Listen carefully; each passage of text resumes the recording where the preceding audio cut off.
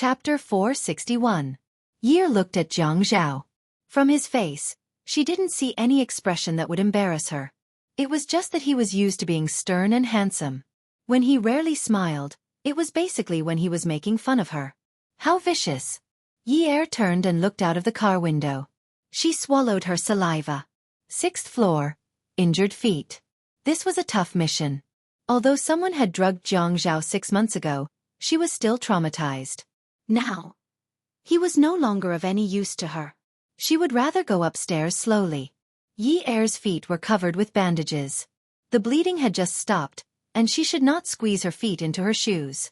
The floor was also dirty, and stepping on it might cause a bacterial infection. She suddenly felt that she was being treated well. The private hospital was very expensive, and the deputy mayor had carried her to the car. How could she forget about this when she was enjoying herself? When Yi's feet were about to touch the ground, the car door opened again. The man bent down and carried her up. Which floor? Air? Since that's the case, I will put you on the ground, and you can walk back on your own. Yi scolded in her heart. Vicious.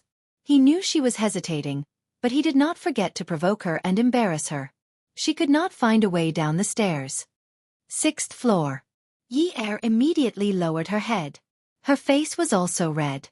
She was embarrassed.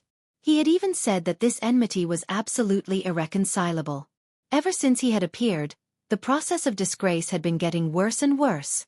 Yi really wished she could travel back to the time when the revolutionary martyrs were fighting bravely. She wanted to interview them and ask them how they managed to survive till the end. This was an old-fashioned neighborhood, and the lights in the corridor were not working properly. Yi took out her mobile phone and turned on the flashlight function. She shone the flashlight on the ground to let Jiang Zhao see the ground clearly. One flight of stairs seemed to have no end. It was a long flight of stairs. We are here. Yi took a deep breath and was about to open the door with her keys. Suddenly, a tall figure appeared at the corner of the top floor. The man looked tired, and his voice was hoarse and anxious. Yi, what took you so long? Yi was stunned. She quickly turned off the flashlight and almost jumped out of Jiang Zhao's arms. However, she suddenly hugged Jiang Zhao's neck and smiled at the figure. Young Master Min, we're on a date. There were no lights on the 6th floor. Even though it was almost dawn, the corridor was still too dark. Yi was glad that this was fate. She did not want that person to see her in such a sorry state. A date? Min Zikai's voice was filled with anger after his exhaustion. He slowly clenched his fists by his sides. Young Master Min? Min Zikai. Even though Jiang Zhao could not see the emotions on the other party's face, he knew something was wrong. He had been used. Wasn't Min Zikai Yunye's ex-fiancé? All the rich and famous families were well aware of the fact that the engagement had been broken off. His status was not suitable to be used to create a scandal with her. Zikai. Before he could explain himself, Yi's slender arms around his neck tightened. She suddenly raised her head and gave him a peck on the lips, making a soft sound. Ah Zhao, I'm so sleepy. Let's go in. Acting coquettishly? Jiang Zhao had goosebumps. Min Zikai could feel smoke rising from the top of his head. He must have taken the wrong medicine to worry about her. That was why he stayed up in the middle of the night to find out where she lived. That was why he kept knocking on her door. No one opened the door, so he waited here like a fool. He even saw Jiang Zhao carry her upstairs with his own eyes. He did not believe it and continued to wait. He was the most foolish fool in the world. Since there's someone protecting you, I'm relieved. Sorry to disturb you. She listened to the sound of footsteps fading, turning, and fading again. She heard the sound of a car engine starting downstairs. Yi's body couldn't help but tremble. She bit her lips and struggled to free herself from Jiang Zhao's arms. She used her heels to stand on the doormat and opened the door. After entering the house, she pressed the light switch and turned around. She looked at the man who was frowning at the door. He must be holding a grudge against her for making use of him. Mayor Jiang, thank you. Not only thank you for saving me last night, but also thank you for not exposing me just now. It was hot and humid in September, and it was a little stuffy. Jiang Zhao felt that she was still a child after all. Why should he be so calculative with her? Rest early. Jiang Zhao turned around and heard the girl behind him groaning in pain. He did not turn around. His sympathy was limited to this. He had saved her life today, and they were even now. Yi Er called Peerless Beauty to report her injury and applied for leave until Friday. She limped to pick up her younger brother, little Xijie. She explained for a long time that it was because she broke a bottle of soy sauce at home and accidentally stepped on it. When they reached home, the handsome and cool little Xijie put down his school bag and helped Yi Er to sit on the sofa. He turned around to boil some water and said coolly, "Can't you ask Sister Ling Ling to pick me up when my leg is unwell? I will be 10 years old after Lunar New Year. You don't have to pick me up in the future. I know which bus to take home." Yi Er immediately sat up straight. "How can I do that? You are so handsome, and I am worried about you. What if you are snatched away to be a child husband? You will suffer." Little Xijie rolled his eyes at Yi Er. "You are so immature. Do you know how much a bottle of soy sauce costs? How can you step on the glass with your legs? You really know how to spoil things. Yun Xijie, I am your biological sister." Yi Er felt like she was going to smash the wall. Little Xijie poured the water and handed it to Yi Er. He said lazily, "I know. I am your biological brother from the same father and mother. I have never doubted it." Every time Yi Er spoke to little Xijie, she would choke. When she heard someone knocking on the door, it was as if she had met her savior. She limped to open the door. When Yi Er saw her biological aunt, Zhou Yan, her face suddenly darkened. She tried to close the door but was blocked by Zhou Yan's bodyguard behind her. Yi Er staggered and almost fell. Little Xijie picked up the glass of water and splashed it outside the door. Zhou Yan's face was wet. The beautiful woman who had put on makeup reached out to touch her face. Her whole face felt like it was covered in mud. It splashed. The bodyguard wanted to go forward, but Zhou Yan saw little Xijie standing in front of Yi Er. She was afraid that he would be hurt, so she immediately stopped him. She just stared at Yi Er. Her face was not as nice as last time. "Yi Er, I am here to tell you that since you are not willing to give Xiao Jie to the Yuan family in private, then we can only meet in court. What right do you have? I am Xiao Jie's biological sister. If your husband can't give birth to a son, you can have one with someone else. Why should you give my brother to you?" Yi Er was almost driven crazy by this shameless woman. Last time, she had said nice things to Xiao Jie. She said that she would be good to Xiao Jie, send him to an elite school, eat at a high-end restaurant, and as long as her brother entered the Yuan family, she would help her save her father. At that time, she and her brother had rejected her. Later on, she had tried to persuade her several times. This time, she still did not give up. Since the soft approach did not work, she had to use the hard approach. Although Zhou Yan's head was wet, she still held her head high. "Because I am Xiao Jie's aunt. My sister is not willing to take responsibility. Your father is in prison, and you are running around all day without a proper job. Now, you have sold the villa. You still want to get Xiao Jie's custody? I want to see which side the law favors." "Bad woman. I will only be with my sister. Get out of here." Little Xijie changed his cool and cold personality and suddenly flew into a rage. He picked up a stool and wanted to throw it at Zhou Yan. Zhou Yan shouted for the bodyguard not to hurt Xiao Jie. She took a step back and Xiao Jie threw the stool out. The bodyguard who stood in front of Zhou Yan was hit by the stool. Xiao Jie took the opportunity to close the door with a bang. Yi Er, on the other hand, was still in a daze after hearing Zhou Yan's words. Which side did the law favor? Of course, the side with power and influence. She did not have a proper job. Working at the nightclub was a secret. She had no choice as she had to go to many places during the day. She did sell the villa because she was afraid that when she needed money, she would not be able to get rid of the villa. In this society, it was necessary to be polite. She had to move the money out and store it, waiting to be used at any time. She worked at the nightclub because she wanted to slowly get to know some powerful people so that they could help her. However, she could not let go of this matter. What about now?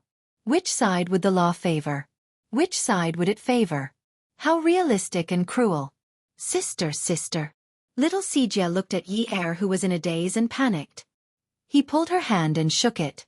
Sister, don't scare me. I will never leave you. I will eat more. Wait for me to grow taller. When I am taller than you, even if the sky falls, I will hold it up for you. Sister, sister. Yi Er squatted down and hugged little Xijie tightly. Her eyes were wide open. Although they were red, she did not shed a single tear. She said fiercely, Yun Xijie, I won't let you suffer. I won't. But even if the Yuan family has hundreds of billions of assets, you can't care about it. Your surname is Yun. You can only have the surname Yun. Do you understand? Otherwise, Dad will die of anger. Welfare, Song Shu 566. Chapter 462. Little Xijie knew that his older sister would only be so fierce to him when she was extremely insecure. He hugged Yi Er's head and rubbed her head as he comforted her. Are you stupid? If my surname wasn't Yun, how could I be your brother? I'm your biological younger brother from the same father and mother. This is a fact that will never change. Yunyi, even though I've always despised your name for being too tacky and unworthy of my name, I can only accept it. Yi Er pushed little Xijie away and made a fierce face. Yun Xijie, you're asking for a beating. On Monday, Yi Er had no problem wearing flat-heeled leather shoes.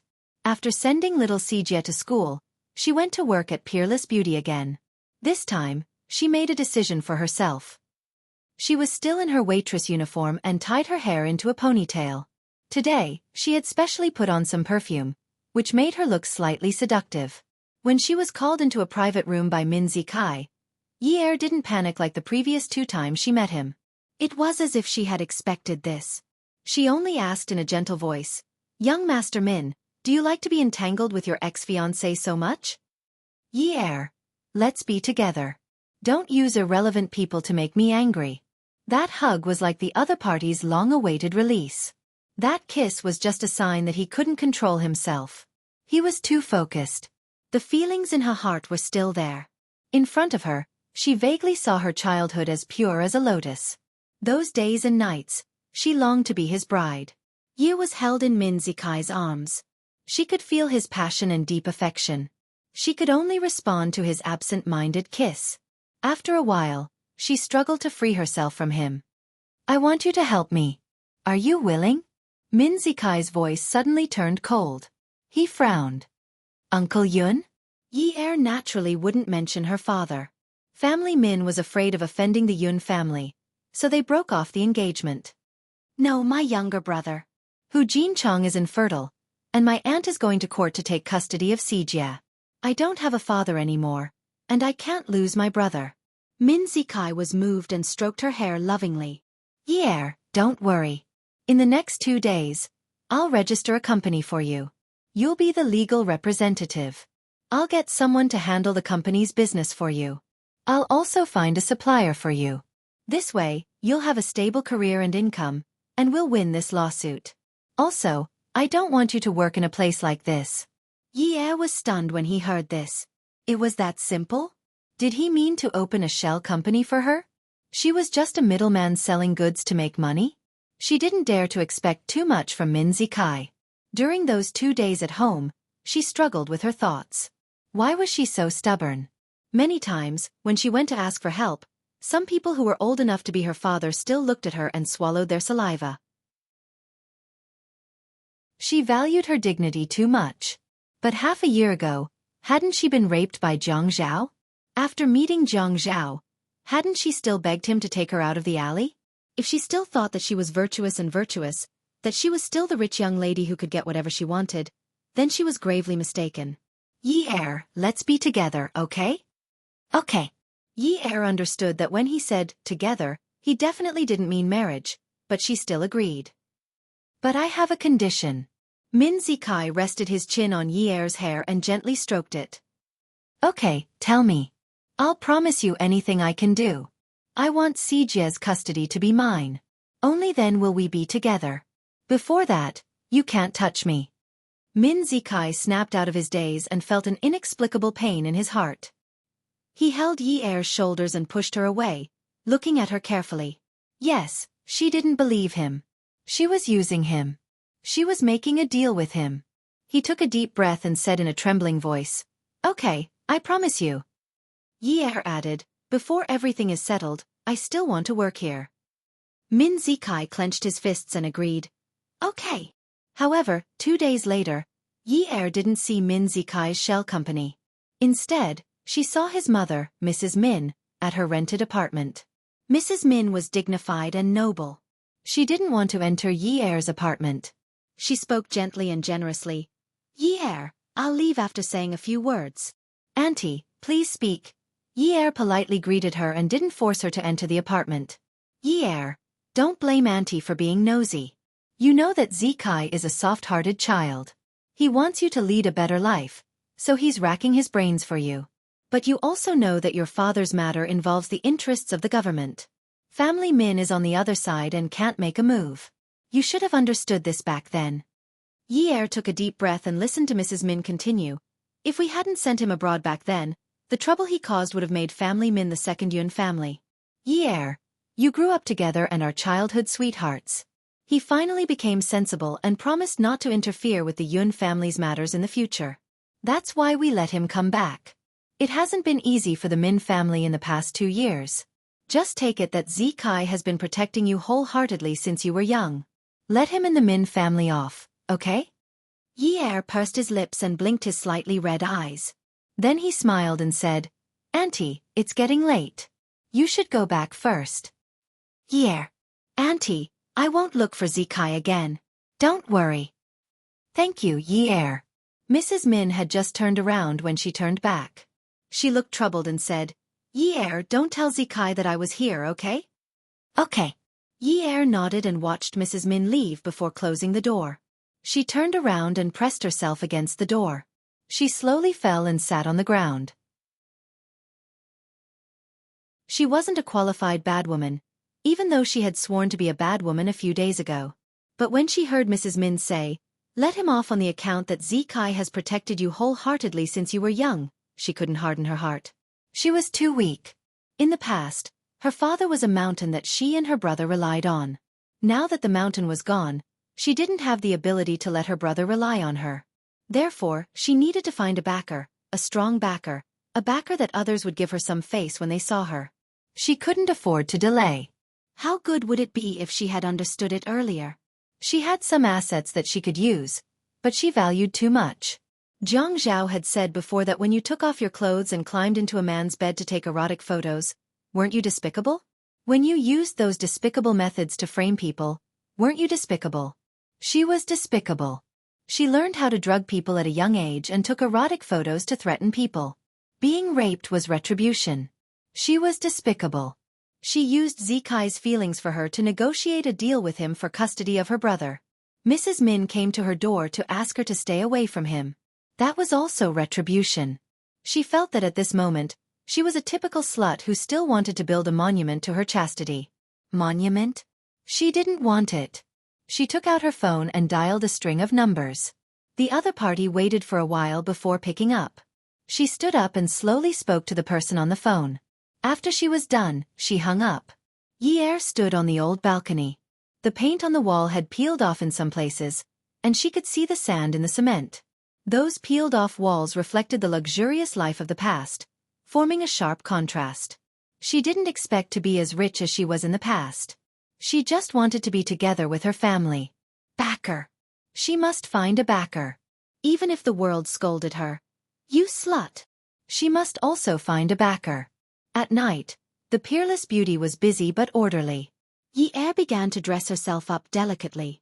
She no longer just went through the motions with the light makeup required by work. She would draw eyeliner, choose a relatively eye-catching lip gloss, and brush her eyelashes with mascara. Every time she gracefully carried a tray to deliver wine, her temperament, which was completely different from the girls who worked in the nightclub, would attract a lot of attention. She knew that after telling Min Zikai that she had severed ties with him and put his phone number on the blacklist, he would definitely come to this place to find her. If she could avoid him, then she would. If she couldn't, then he couldn't blame her. She couldn't possibly quit this high-paying temporary job, right? Although she had expected it, when she saw Min Zikai asking other waiters about her after delivering the wine, her heart still beat unsteadily.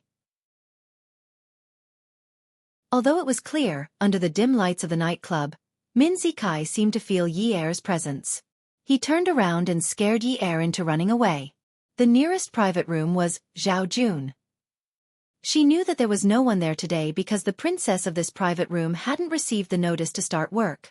Awesome novel, Song Shu 566. Chapter 463. She pushed the door open and closed it gently. With her back against the door, she couldn't hear anything outside. Just when she felt that Min Zikai had left and was about to leave, she saw a function room on her right in the quiet private room. It was used to create a quiet environment for guests to discuss business. The sound of people talking came from inside. Two men. One of them spoke a sentence, while the other spoke after a while. She couldn't hear clearly. In a place like this, the waiters had to be blind and deaf. Otherwise, the consequences would be unimaginable. Realizing that she might be in trouble, she turned around and was about to escape when the tray in her hand fell to the floor in a panic. "Who's there? Who's there?" The two men shouted in unison. Before Yi Er could run, the door to the function room was slammed open. Yi Er's feet were covered in cold sweat. It wasn't because she had met Jiang Zhao, but because she had met Zhuang Yichen the other night but hadn't spoken to him. Jiang Zhao was used to being serious and cold, but Zhuang Yichen always gave people the feeling that he was ready to take action. The way he looked at Yi Er made her think of two words: kill to silence. I didn't hear anything. I didn't hear anything. Yi Er shuddered. From the way the two men looked at her, she could tell that they were talking about something important. They must have thought that she was eavesdropping on them. Yi Er saw Zhuang Yichen take a big step forward. His big palm looked like it had been through hell and was reaching for her. At that moment, Jiang Zhao moved even faster than Zhuang Yichen. Pia! A loud slap landed on Yi's cheek. She felt a burning pain. She was thrown to the ground by the man's strength. Yi's face was red with pain. This slap almost made her dizzy. Stars appeared and spun in front of her eyes. Her ears were ringing. Yi felt that she was going deaf. In the past year, although she had gone around begging for help and had even knelt down, she had never been hit by anyone. Since she was young, she had never been hit by anyone. And the man who hit her, she had even given her first time to him. "I told you, I didn't listen at all." Before she could finish her sentence, she saw the man who had just hit her fall on her like a mountain. When he squatted down, his eyes were filled with hostility. When he pinched her chin and swung his palm over her face, Yi couldn't tell if the rust-like stickiness in her mouth came from her throat or from her mouth. "Jiang Zhao. You're so cruel, so vicious." Yi wanted to wake up, but she didn't want to. She felt that this society was too realistic, cruel, and detestable. She would rather sleep forever, but what could she do if she didn't wake up? There was still her father and her brother. She tried to open her eyes a little. The color of the coffee was dark brown. Her eyes gradually opened. The light fixture above her head was a large square frame. All the lines were thin, dark brown wood. The bedding felt very high-end in the palm of his hand, and the color was dark. Yi felt that something was wrong. She didn't have this kind of taste. The lights in her house were pink, the bed sheets were cartoon, the colors in her house were colorful, and there were countless dolls and dolls. It was dazzling, youthful, and childish. The walls in her house were not so clean, not so bright, and the paint was not so good. "You're awake." She was scared out of her wits by this familiar voice.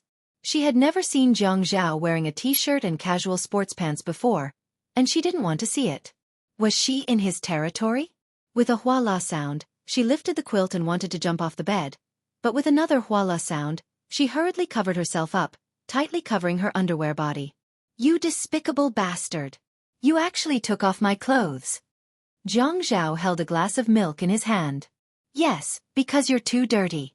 I was afraid you'd dirty my bed. But don't worry with your childish figure, I wouldn't be interested even if you took them all off, not to mention that you still have 3 parts to cover." "Who's childish? Drink it. You haven't woken up for 2 days." Jiang Zhao handed the milk in his hand to Yi Er. "She actually slept for 2 days? Thanks to you." Yi Er gritted her teeth angrily. She tilted her head and saw that her clothes were neatly folded on the bedside table. Everything in his house was neatly arranged. Weird. She stretched out her snow-white arms, pulled her clothes over, and got under the quilt to put them on. After Yi Er was dressed, her little face was red and her hair was messy. She crawled out of the quilt and looked at the man who was still standing in front of the bed, looking at her coldly. He was tall and his gaze was sharp and cold. Why did the heavens make this man so good-looking? Why didn't they let him grow up to be ugly? What a waste of a heavenly gift. Yi looked at Zhang Zhao and sneered. Her eyes were full of sarcasm. You're really kind. Should I thank you for not killing me with a few slaps? She touched her face. The moment she touched it, it was like that night when he gave her a hard slap. One slap wasn't enough. He squatted down and gave her a few more slaps. Until she fainted. Zhang Zhao bent down to put the milk on the bedside table. Seeing that Yi didn't drink it, he took a sip and pulled out a tissue to wipe his mouth. You should thank me. You! Yi wanted to get up, take the clock from the wall, and smash it on his head. Revenge! Zhang Zhao turned sideways and narrowed his eyes at Yi. There was a faint smile on his face. If it weren't for me, perhaps Yun Yi would have disappeared from the face of the earth. Do you think that Zhuang Yichen would have been gentler than me when he hit you? If it weren't for me, do you think you would have the energy to be angry with me? Yi was stunned. After being pointed out, she immediately understood. At that time, Zhuang Yichen's gaze clearly wanted to kill her. But wasn't Zhang Zhao afraid that she would overhear something? Why did you help me? Yi's voice was very weak, as soft as a mosquito. When she didn't hear a reply, Yi lifted her head and looked at Zhang Zhao. He was handsome and charming. When he wasn't smiling, his features were well defined. When his gaze darkened, it would make people feel fearful. At this moment, his gaze was gentle and didn't seem to be oppressive. The oppressive feeling was gone, but the words he said were too oppressive. There was also anger, humiliation, and all sorts of negative feelings. Yi looked at Zhang Zhao with his long arms crossed. He stood in front of her calmly and looked at her with a slight smile. Yeah, actually, I helped you by mistake. Yi was unsatisfied, but she still didn't believe him. She frowned slightly and said, I don't believe you. Didn't you hit me because you were afraid that Zhuang Yichen would kill me and make me disappear from the face of the earth? Zhang Zhao pursed his lips and shrugged, denying it. Well, I'm a high-ranking government official. I can't just stand by and watch Zhuang Yichen commit a crime. My position doesn't allow me to do so. Actually, I mainly wanted to help him. Who knew that I would end up helping you? I'm not related to you in any way, so why should I help you? Do you really think that I love the people like my children? As he said that, Zhang Zhao actually laughed again. Looking at Yi's pale expression, his smile became even more obvious. You threatened me before, and I already hated you. In the end, I met you again under such circumstances. Seeing that someone was about to hit you, I thought that I couldn't let go of such an opportunity. Since you're going to be hit anyway, why don't you let me have some fun? It's not very gentlemanly to hit a woman normally, so I can choose a good person to do it for you. Since I can save your life and vent my anger, why shouldn't I hit you? Zhang Zhao! Yi roared and jumped up from the bed. She picked up a pillow and threw it at Zhang Zhao. She felt that if she had a shovel next to her, she would pick it up and dig up his family's ancestral grave. Following that, Yi jumped down from the bed and raised her hand to slap Zhang Zhao. To think that she was touched. To think that she still felt that she owed him her life. To think that she still thought that he had some humanity left in him. Thinking about all the things that happened in the past, she was the one who started it. She was the one who started it all. She wanted to officially write it off with him. In the end, this guy was a bastard. He helped her because he had such thoughts. What he meant was that a slap would have been enough. In the end, he directly knocked her out. Zhang Zhao didn't know that Yi was so shrewish. He thought that she was amazing because she had a sharp tongue. If he provoked her, she might turn into a wild cat baring her fangs and brandishing her claws. If she were a wild cat, it wouldn't matter. The taste was just right. But it just had to be a little leopard. This slap was not light at all. It was aimed at the empty space. There were always a few slaps that could land on solid ground. Yo, Yun University Miss is really a martial artist. No wonder you chased after a criminal with your bare hands. Zhang Zhao was a man after all. He dodged Yi with a few slaps. The mocking tone in his voice was obvious. At Xinwu 799. Chapter 464. Bastard! How could Yi Er accept this? Jiang Zhao was taking advantage of every opportunity to insult and humiliate her. She couldn't just let it go like this. Hence, she rushed over and jumped up. Her arms wrapped tightly around his neck and her legs wrapped tightly around his waist. Now her arms and legs were tied tightly. She couldn't let go of him. How could she let go of such an animal? She wasn't doing this out of selfishness. She was doing this for the sake of the people. Look at how he always looked like he was worried about the country and the people, but in reality, he was a living example of a villain. With this thought, she lowered her head and opened her mouth to bite Jiang Zhao's neck. She felt like she was going to break his neck with this bite. She was going to bite him until he died. She was going to bite him until he had dementia. She was going to bite him until he died without an intact corpse. When Jiang Zhao saw this, he was really angry. But luckily, his reflexes were extremely fast. He grabbed the chin of the person who was about to bite his neck. With a pull, he brought her back to face him. He narrowed his eyes and smirked. Bite? Are you a dog? I'll bite a dog. Oh, if you want to bite a dog, I'll go downstairs and catch one for you to bite. I'll bite a dog like you to death. You want to bite me? Jiang Zhao's other hand was already holding Yi Er's butt. If you want to bite me, bite here. As he spoke, he pulled Yi Er's chin towards his mouth. Fine, I'll bite. Yi Er didn't care if it was his mouth or his neck. She just wanted to bite him whenever she had the chance. She wanted to bite him until he turned into mush. In the end, she opened her mouth wide. Before she could get close, Jiang Zhao changed the direction of his hand. He was originally holding Yi Er's chin, but he suddenly loosened his grip and pinched her cheek. With this pinch, Yi Er couldn't close her mouth. She could only stare with her eyes wide open and moan.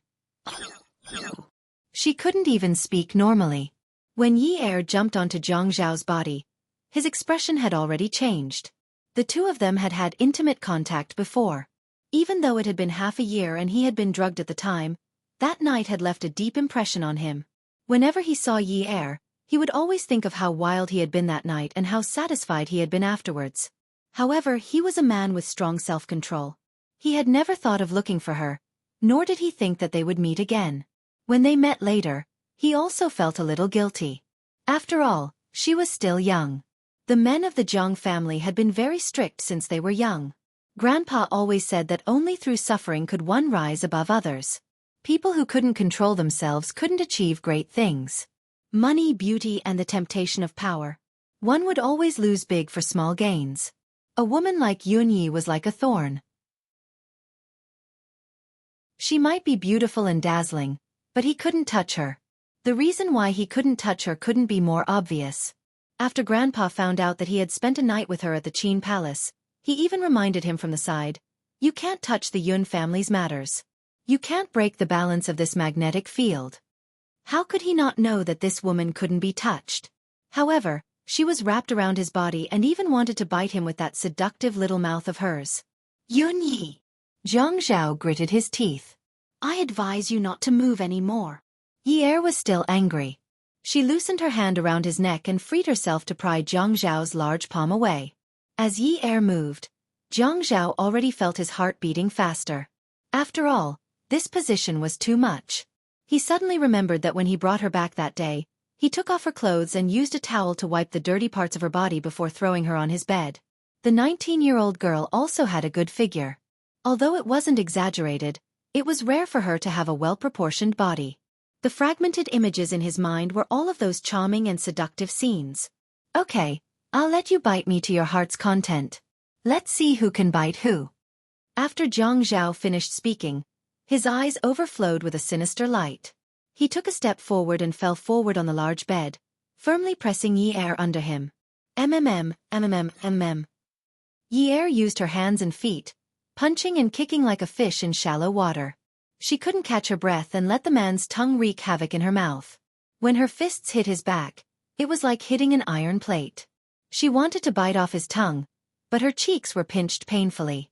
She couldn't even bite her own tongue to commit suicide, let alone bite him. Yi Er's little mouth twitched, looking like she was about to cry. This expression made Jiang Zhao stop. Just as he relaxed his grip, Yi Er took the opportunity to pry Jiang Zhao's hand away. She looked pitiful and said in a sobbing tone, "Uncle, don't be a hooligan." Jiang Zhao frowned. A woman who had slept with him called him uncle. Other than being old, what other hidden meaning could there be? Of course, he was angry. "What? Don't tell me you don't think I'm a hooligan? I remember you always called me a pervert." Seeing that Jiang Zhao's mouth was about to come closer again, Yi Er said anxiously, "But uncle, you should be a hooligan with good manners. You're someone who's educated." Jiang Zhao's expression was still nonchalant. "Of course I understand the importance of cultural knowledge and a modern hooligan. Don't you think I'm a hooligan with good manners? Otherwise, why would you sleep on my bed naked for 2 days?" Yi Er thought about the meaning of his words and asked tentatively, "Uncle, you mean to say that you let me sleep on your bed for 2 days so that I'll taste better when I wake up 2 days later?" He snorted. Intuitively speaking, yes. After all, a dead fish isn't interesting, and the mark on your face hasn't disappeared. It's an eyesore. Yi Er was so angry that she was about to tremble. It seemed that the reason why the older generation of revolutionaries were so determined and tenacious was completely because of the continuous increase of the enemy suppression index. She let out a long breath. "This is the quality of an uncle?" Jiang Zhao raised his handsome eyebrows slightly and said proudly, "This is actually a kind of cultivation." "Cultivation?" He said he was cultivated? Cultivation my ass. Why couldn't she win against him? Yi Er was still pinned down and couldn't get up.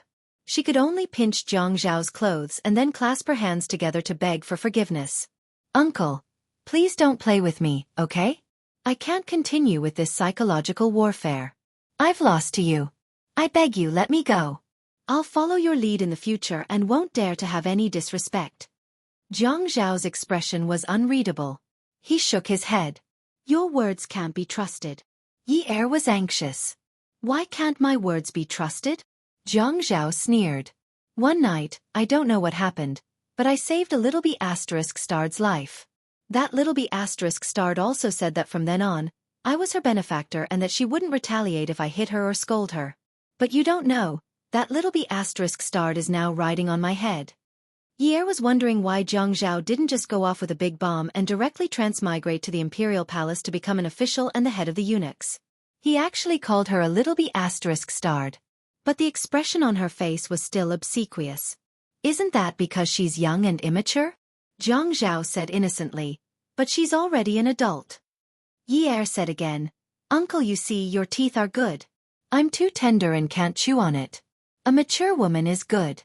A mature woman has a good figure, good taste, and chewy. In Uncle's mouth, she'll definitely be delicious." Jiang Zhao looked into Yi Er's eyes. The stars in her eyes were shining brightly. On the surface, there was a layer of pitiful fawning, but underneath, there was a pool of little tricks. This woman was just a little fox. Being pressed down on the bed by him, her long hair was a mess, and her face looked even smaller. Her white and clean face was red from the struggle and nervousness. If he were to pinch it, he was afraid that water would come out of it. Jiang Zhao reached out and pinched Yi Er's face. He patted it and said, "In a situation where you're not mature yet, you can also make do with the tender ones. Sometimes when you're old, your teeth aren't good. Tender things are easy to chew, easy to swallow, and easy to digest. You just want to sleep with me, don't you?" Yi Er suddenly changed into a fierce shrew and asked through gritted teeth.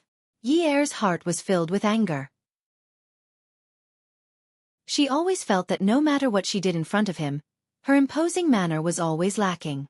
She apologized and admitted her mistake, but he didn't appreciate it. He even had the nerve to say that he was a well-mannered hooligan. Her words were filled with disdain.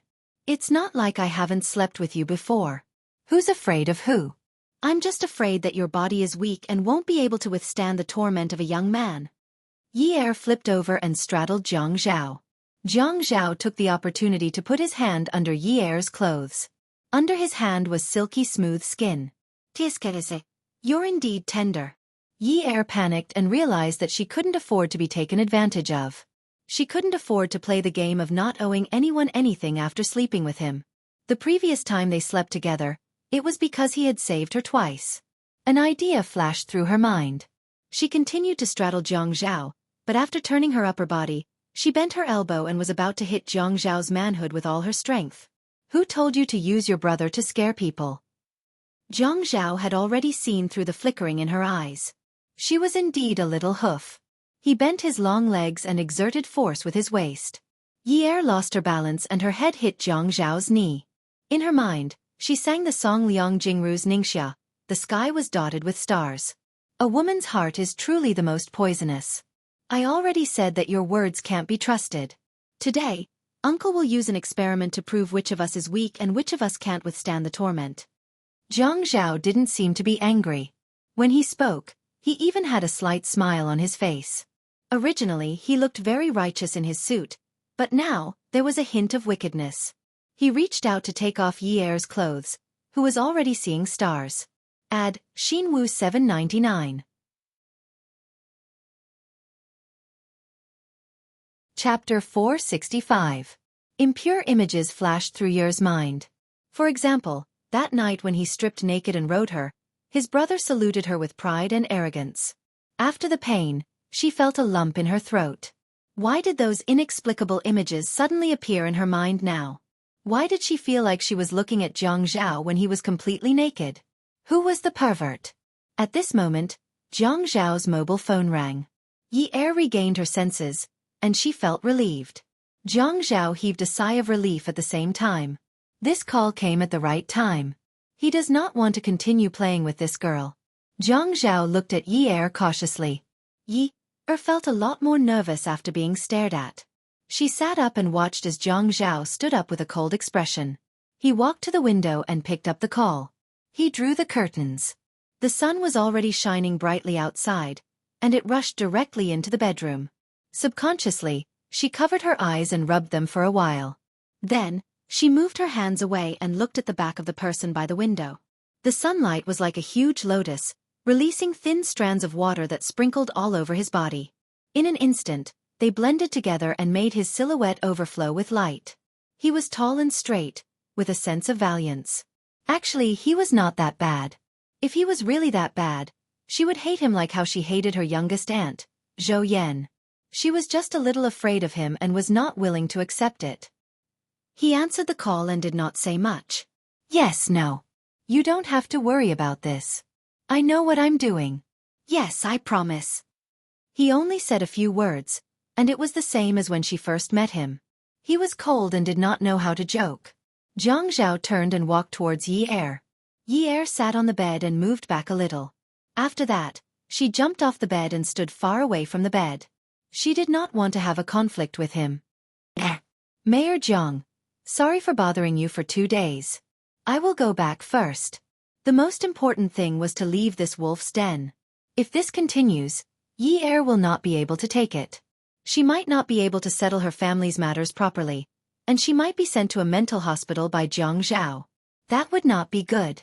Jiang Zhao bent over and placed his mobile phone on the bedside table. He took off his t-shirt, revealing his toned and perfect body. Yi Er, who only knows how to fantasize about naked men, almost had a nosebleed. His muscles were firm but not fat, tight but not exaggerated. His abdomen area was like a grid, and it went all the way down. You only know how to cherish something after you lose it? Jiang Zhao teased Yi Er, and Yi Er took a while to understand what he meant. Why don't we continue? At your age, it's normal for you to have feelings of love. Mayor Jiang is so humorous. Ha ha. Yi Er laughed. Feelings of love. Yi Er's face had unknowingly turned completely red. However, the age gap between them seemed to be a little too big. Jiang Zhao only glanced at her indifferently, as if there was no interaction between them just now. He said casually, later, take down the bed sheets and blankets and wash them. Don't touch my things. After saying that, he walked to the wardrobe and opened it. Yi Er saw the clothes in the wardrobe were arranged according to the color cards. From dark to light. Feng Yu's long fingers slid across the clothes pole and landed on a light blue shirt. After that, Yi Er watched Jiang Zhao pick a pair of trousers and a tie. He opened the drawer, and all the ties were arranged according to the color cards. Pure color, striped, wavy, dark lines. He should have taken in a lot of things. Everything was arranged so neatly. His bedroom was big, and it was well equipped. She thought he had a special dressing room in his house. There was a soft carpet at the end of the bed. Although it was dark-colored coffee, it felt very clean and comfortable. Although she did not like such dark colors in the past, she still felt comfortable. Looking at the way he picked things was a kind of enjoyment. Don't be fooled by how cool he was when he wasn't smiling. When he lowered his eyes, it was frightening. However, when his slender fingers shuttled through various fabrics, it was indescribably elegant. Come over and help me tie my bow. Did he treat her as a maid? Didn't you say you don't retaliate when I hit you, don't retaliate when I scold you, and only follow my lead? You're not willing to tie a tie? Oh. Ye accepted it. She walked over and helped Zhang Zhao tie the tie. Standing in front of him without high heels, she felt that she should be 5 centimeters taller. Is there a washing machine at home? Ye asked as she stared at the tie. She should wash the blanket. She slept in his bed. Don't tell me you want to wash it by hand? Ye complained. Did this person have to look like he would not stop until he choked her to death?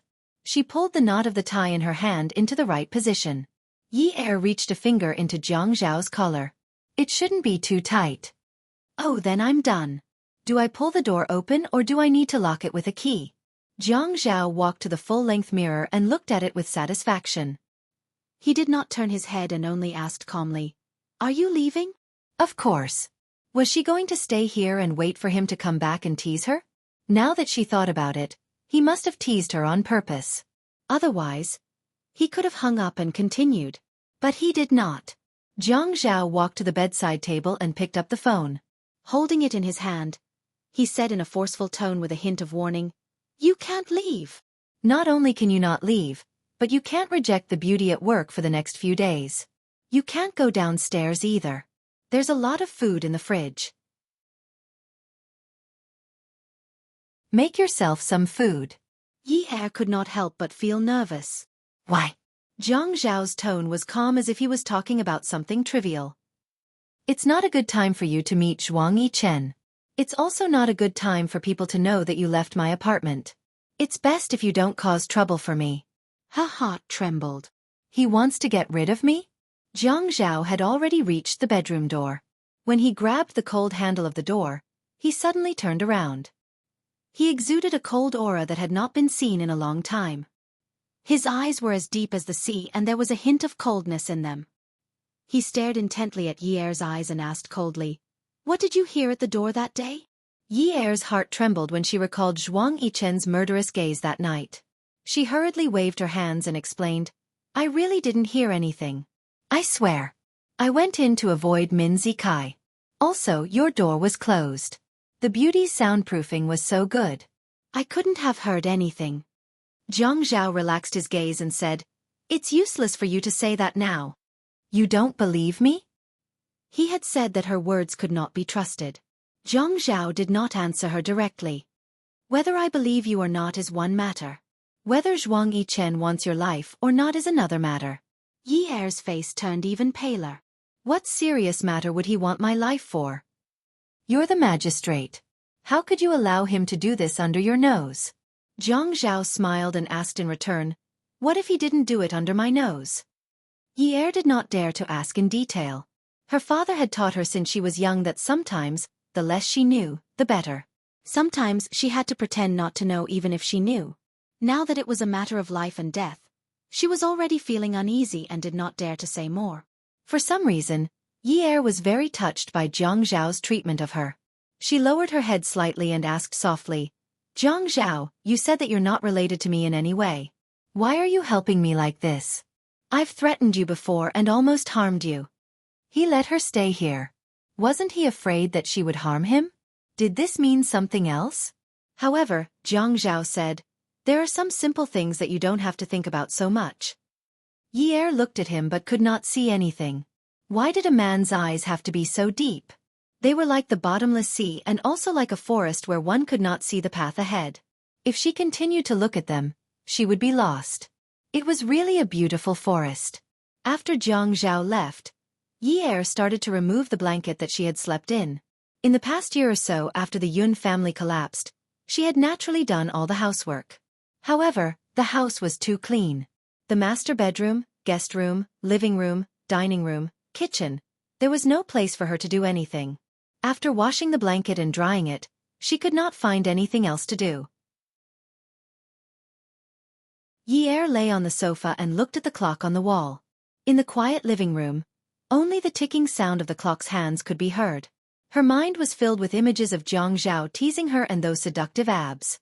One look and she could tell that he was so powerful. She was shocked to find that she was thinking about spring. She had a feeling that Jiang Zhao was helping her because he liked her, even though he was much older than her. Oh my God! This was terrible. In the past, she had never thought that she would interact with a man who was so much older than her. Luckily, he was handsome, tall, and had a great figure. Actually, he was not sharp-tongued. He was just humorous. Yi shook her head forcefully and covered her burning face. No, she could not think about it anymore. If she continued to think about it, she would die of embarrassment. Yi curled up on the sofa and bit her fingers. She frowned and hated herself. Yun Yi, can't you be more mature? Have you never seen a man before? You are so useless. Yi thought that Jiang Zhao would come home for dinner, but he did not. She waited until she thought that she was so hungry that she was about to meet the king of hell. Then she made some noodles and ate them. Jiang Zhao did not allow her to leave. She should still sleep in the same place, right? Hence, she rearranged the bed sheets that were full of the smell of the sun and covered them with it. Lying on the bed, Yi thought about it. She used to think that Jiang Zhao could not be her backer because she would not be able to get any help from him. But why couldn't she? Having a backer like him was the best. He was handsome, rich, and powerful. Who would dare to not give face to the Jiang and Qin families? If he wanted to protect her, no one would dare to do anything to her. Just like now, if Zhuang Yichen wanted to get rid of her, he could leave her in his house. She was not sure about Zhuang Yichen's strength, but if he dared to kill someone in front of Jiang Zhao, he must be very capable. But wasn't the second young master of the Zhuang family not favored? Could it be that the rumors were wrong? Jiang Zhao and Zhuang Yichen seemed to have a special relationship. Were they plotting something that night? Were they afraid that she would overhear something that made Zhuang Yichen want to kill her? Could it be that there was a secret between him and Jiang Zhao? Awesome novel, Hongcha 866.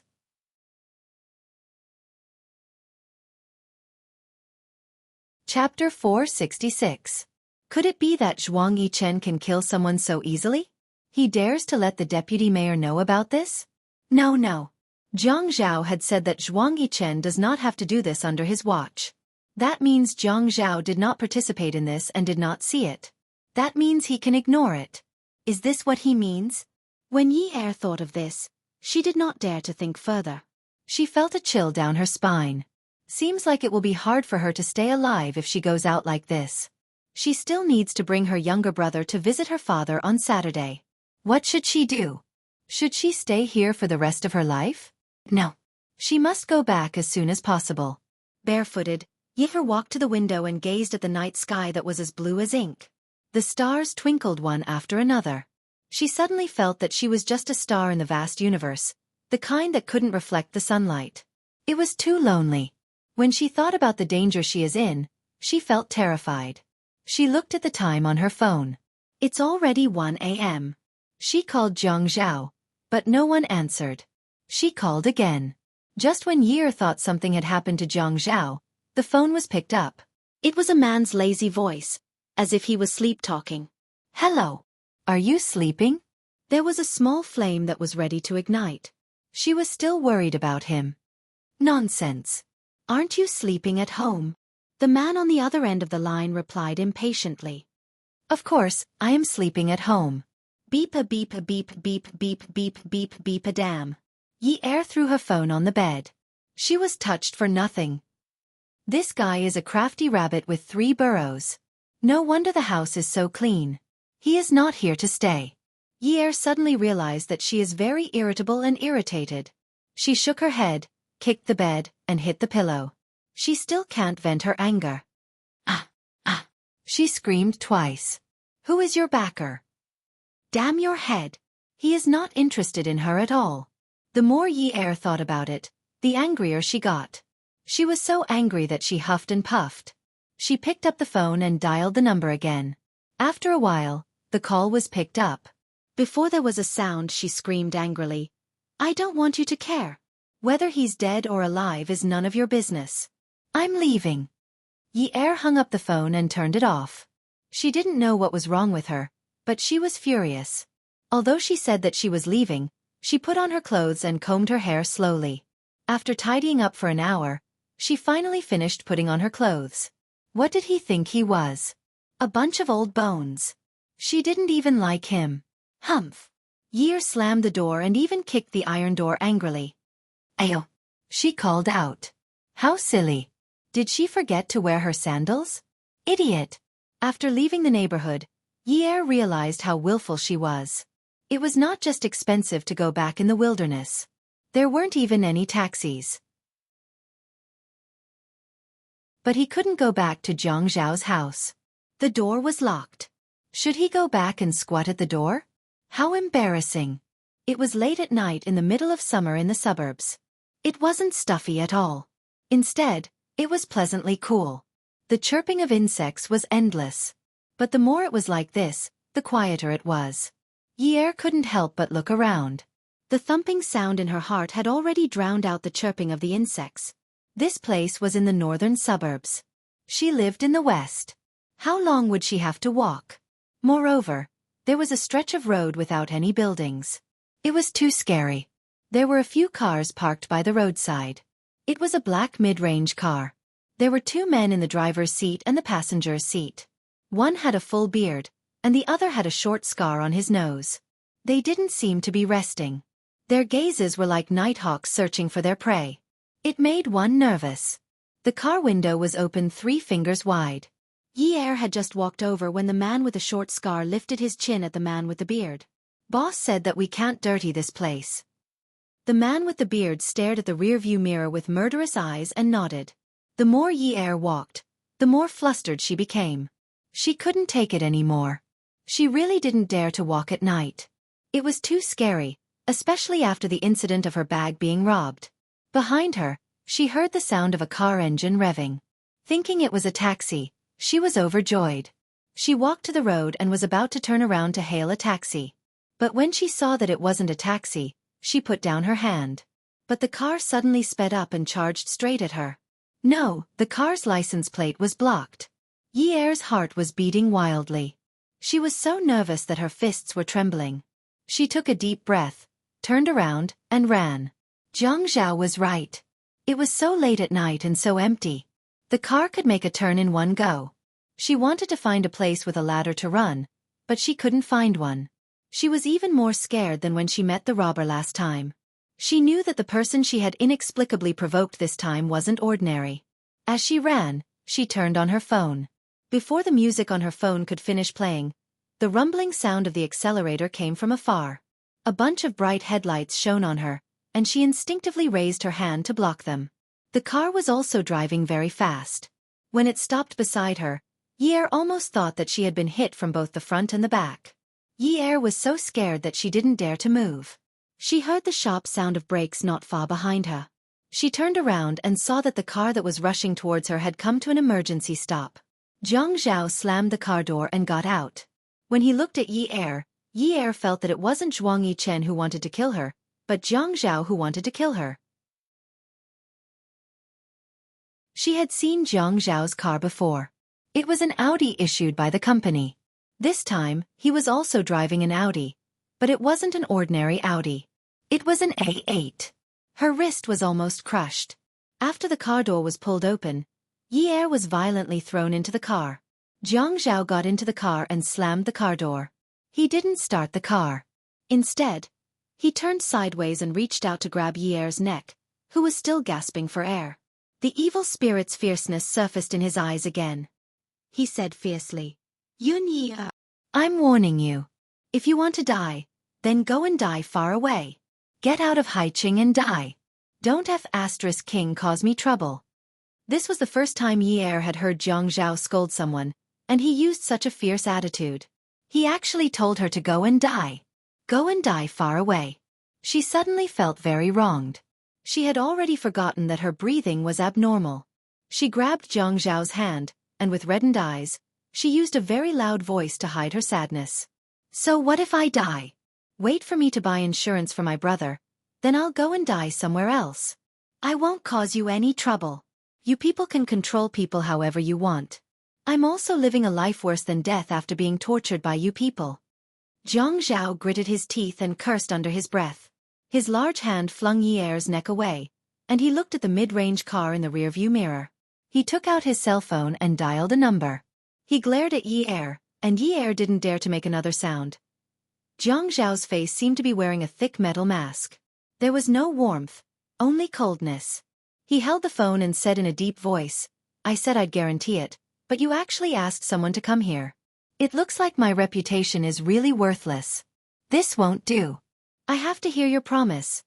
Zhang Zhao hung up the phone and didn't say anything. He kept staring at the rearview mirror until he saw the car turn around and leave. Only then did he start the car. The car stopped in front of the old residential area. The man didn't look at the person beside him and said coldly, You can go to work tomorrow as usual. Without instructions to clean and serve the private room, employees are forbidden from entering, right? Yi Er nodded hesitantly. Get out of the car. Before she could say thank you, Yi Er was already chased out by Zhang Zhao. It looked like he hated her very much. Yi Er tossed and turned all night and didn't sleep well. Early the next morning, she received a court summons. Looking at the contents of the summons, it turned out that Zhou Yan was also afraid of changes. Otherwise, why would she act so quickly? Yi Er put on her clothes and went straight to Elfin Photography. She had to talk to someone. Elfin Photography, on the 2 floors, was not small. A set of photos ranged from a few hundred to a few thousand yuan. The profit margin was also very high. She asked her assistant and photographer along the way, and finally found Zheng Ling in her office. Zheng Ling still liked to dress loosely. She was tall and looked like a girl who grew up in Jiangnan. She was very beautiful and always had a kind of enthusiasm. Countless models who were photographed by her were willing to smile at her camera. What's wrong? Zheng Ling asked carefully when she saw Yi Er's serious expression. Yi Er sat on Zheng Ling's desk with her shoulders slumped. Frowning, she explained clearly about the court summons. Zheng Ling also lifted her butt and sat next to Yi Er. She slammed the table and said, Is there no law? Yi Er said, Those with power and influence are the law. Min Zikai originally said that he would help me set up a company. This way, I would have a stable income and it would be easy to get custody. But his mother came looking for me. I don't dare to use the money from selling the house to start a business. What if I lose money? Zheng Ling thought for a moment and said with a relaxed expression, Yi Er, I'll give you shares. You will have a business. This way you can win the lawsuit. Yi Er was suddenly delighted. Really? Then after this lawsuit is over, I'll transfer the shares back to you. Zheng Ling shook her head and waved her hand. No, no, no. She reached out and held Yi Er's shoulder. She said sincerely, Yi Er, you lent me the money to open this studio. In the beginning, I said that I would let you invest in it, but you refused. I've always wanted to help you, but every time, I've been more of a hindrance. If I can help with Si Jie's matter, I'll feel better. Yi Er refused to accept it no matter what. Zheng Ling jumped down from the table and flared up. Yun Yi Er, our family is already doing very well. Why are you so stubborn? At this moment, the half-closed door was pushed open. It was Mother Zheng. When she saw Yi Er, the smile on her face grew to the corners of her eyes. Yi Er, it's great that you're here. Auntie made stewed meat with bamboo shoots for lunch. Let's eat together. Mother Zheng turned her back to Yi Er and glared fiercely at Zheng Ling. Zheng Ling immediately felt extremely awkward. Zheng Ling wanted to pretend that she didn't see it, but Mother Zheng pulled her into the room. She could only smile apologetically at Yi Er. Mother Zheng smiled eagerly at Yi Er. Yi Er, wait for Auntie. Say a few words to Ling Ling. Yi Er smiled and nodded. Then she heard Zheng Ling trying her best to lower her voice. Mom, what are you doing?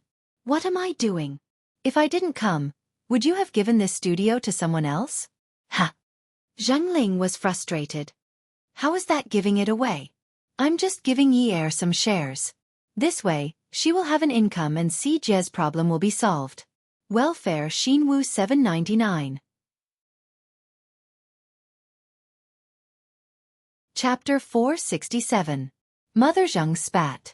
Give her some shares? Ha! You make it sound so easy. Don't think that I don't understand just because I'm uneducated. Do you think shares are something that can be given out so casually? If I give it to you, you'll have to give her dividends every year. I'm your biological mother. Why don't you treat me better? Ha! Zheng Ling said confidently, Yi Er needs money now. Sharing the money can help her. There's nothing wrong with that. Do you think you can help the Yun family just because you want to? Have you forgotten how the Bureau of Industry, Commerce, Taxation, Fire, and Labor came looking for you half a year ago? I told you that it must be Yun Ye's bad luck, but you still fought for it. When the time comes, you won't even have porridge to drink. Let's see what you can use to show off. Mom, have you forgotten how I started? I haven't even finished my first year of high school and you can't afford it. Even when I found an 800 yuan job, people complained that I didn't have a diploma. If Yi Er hadn't lent me money back then, we would still be living on welfare. How would we have the money to buy a house and a car? Mom, you can't forget your roots. You can't be ungrateful. Zheng Ling's heartfelt words didn't move Mother Zheng. Instead, her words became sharp. She deliberately looked outside and said in a strong voice, Forget your roots? What roots? Didn't you already return the money to her? It's not like you cheated her of her money. What's more, was money enough to start a photography studio? Your mother woke up early and worked late every day to save money for you. Who cleaned the place in the beginning? Who cooked for your employees? Was it all thanks to her alone? She lent you money because she pitied you. What was 1,000,000 yuan to her in the past? She was just giving alms to beggars. She used to give alms to you. Now that you're capable, you want to give alms to her? She might not even appreciate your kindness. Clang! There was the sound of something falling outside. Mom, stop it! Zheng Ling's expression changed drastically. She quickly walked out of the room and realized that there was no one outside. She turned to her mother and shouted rudely, You've gone too far. Why is it that her kind help is so unbearable in your mouth? You think you're doing well now, but it's all because of your own ability. Let me tell you, even if you're poor and rich, you won't last forever. Yi Er can't be like this for the rest of his life. There will be a day when you need help, just like in the past. You traitor! Mother Zheng was so angry that her face turned pale. She raised her hand and was about to slap Zheng Ling. Yi Er ran out of sprite photography with shaky steps. She felt an indescribable pain in her heart. It was as if she was surrounded by people on a scorching summer day. She couldn't even take a breath. The air that entered her body was filled with a stench of sweat from those people. She wanted to cover her 7 orifices and isolate herself from the world. Was she the legendary Gue Jianqiu? Every time Mother Zheng saw her, she would smile like a blooming flower. She originally thought that there was still someone who treated her differently. However, Mother Zheng said that she was trying to send a beggar away. Even now, she had become a beggar. What was wrong with human nature? Why couldn't she understand it even though she was so realistic? Selfishness was the root, and protecting one's own interests was an instinct? Sad but not crying? Above her head were dense sycamore leaves. The boy's voice was like a mountain spring in summer, dripping into her ears. Her nose was filled with the faint smell of licorice mixed with oil paint. She actually walked here, the art street that was shaded by sycamore trees. People who sold calligraphy and paintings were the most popular. Yi Er turned to look at the boy and smiled. I haven't met anything that can make me so sad that I have to cry. The sunlight that leaked through the gaps of the leaves shone on the boy's head. He stood in front of the drawing board. He was tall and slender, with fair skin and elegant facial features. He was wearing a cotton short-sleeved white shirt and light-colored thin jeans. He was so beautiful that he looked refined. His body was stained with fine paint, but you would think that he was exceptionally clean. What kind of family could raise a boy with such a pair of eyes? They were clear and pure, as if they were not tainted by the mortal world and did not understand filth. It made people jealous. The boy bent over to wash his hands in the bucket. He had a nobility that did not match a poor artist. He spoke slowly. I haven't seen you here in a long time. Yi Er stood on her tiptoes and looked at the work on the boy's drawing board. Yes, I've been busy recently. Have you sold your paintings? The boy turned to pack up the drawing board. I can't meet such a generous customer like you who doesn't know how to appreciate things. Yi Er chuckled. Artists really don't know how to do business. Do you feel bad praising your customer for having good taste? The boy hung the drawing board on his bicycle. But you really don't know how to appreciate things. You can't understand my paintings at all. Yi Er deliberately snorted. But it's fine as long as I have the money to buy them. If I don't understand, I can pretend to understand. I can make others think that I understand. That's fine. It's really a headache for an artist like me to meet a customer who stinks of money like you. Yi Er saw that the boy was packing up the stall. She helped him pour the water out of the bucket and put it into a tool bag. She hung it on the bicycle. Don't worry about it. I don't have the spare money to give you a headache recently. It's fine that you didn't sell your paintings. I wanted to extort a cup of tea from you. Looks like it's over. The boy pedaled the bicycle and held the front of the bicycle. Let's go. I met a nouveau riche who doesn't know how to appreciate things like you yesterday. It's enough to drink tea for a month. Yi Er wrinkled her nose. Then you still have to pay the rent. When you have the money, I'll sell you another one. Then I'll have the money to pay. Yi Er liked to look into the boy's eyes. They were clear and cold. It was so nice. They were talking about such unscrupulous things, but he could talk about it with the grace of an immortal. Yi Er sat behind the boy's bicycle. The wind blew her long hair up, just like her current mood. She smiled and asked him, "Hey, have you ever been in a predicament where you have no way out?" The sun shone on the boy's body. His eyes were overflowing with a gentle halo, but his words were firm and confident. No, because there's always a way out. Even if there's no way out, you can still find a way out. No matter if it's you or someone else, where there's a foot, there's a way out. Yi Er's heart couldn't help but tremble. She quietly closed her eyes. The boy's words were soft but strong. Yi Er returned home from the art street after drinking the worry-relieving tea. She was in a much better mood. She put on powder, put on makeup, chose a small spaghetti strap, and matched it with a half-length dress. This way, she wouldn't look so wild. She let her long hair down and pinched a strand from her ears and temples. She pulled her hair back and tied it into a small bun. Her reflection in the mirror made her look ladylike. She didn't know if this dressing was appropriate. There was always a way out. How could there be no way out? What did it matter if it was her own foot or someone else's foot? As long as that path led to the top of the mountain, what did it matter if it was her own foot or someone else's? Yi Er had just changed her clothes when someone knocked on the door. The person who called was Zhang Ling. Zhang Ling's eyes were red and swollen, and there were finger marks on his face. Yi Er took a deep breath and pulled Zhang Ling to sit on the simple sofa. She reached out to touch his face and frowned. "What's wrong?" Zhang Ling was a little embarrassed and smiled stiffly. "I ran too fast on the way to find you and got hit by a tree branch. Seriously, I don't have eyes when I walk." Yi Er's nose twitched. "Did Mother Zhang hit you?" Zhang Ling knew he couldn't hide it and was very angry. "I can't be bothered with her. She's a crazy woman. Anyway, she hit me a lot and always said I was a waste of money. Fortunately, I've been able to earn money these few years, so she treated me better." As she spoke, she took out an agreement from her bag and handed it to Yi Er. "This is the share transfer agreement. I downloaded the simplest one online. We're not a big company, so there's no need to be so complicated. Just sign it and we'll go to the Industry and Commerce Bureau to change it tomorrow." Yi Er pushed the agreement into Zhang Ling's hands. "Ling Ling, there's no need." Zhang Ling was afraid that Yi Er would take things too hard, so he hurriedly signed the agreement and handed it over. "Yi Er, will you be angry with me because of what my mother said? I really don't have such thoughts." Yi Er pinched Zhang Ling's face affectionately. "How can I be angry with you? I'll cherish the friends who are still by my side for the rest of my life. Your mother is your mother, and you are you. It's just that I already have a good idea." Zhang Ling was skeptical. "What idea?" "Ling Ling, I want to find a backer. Xiao Jie is likable and Zhou Yan is determined to get custody of him.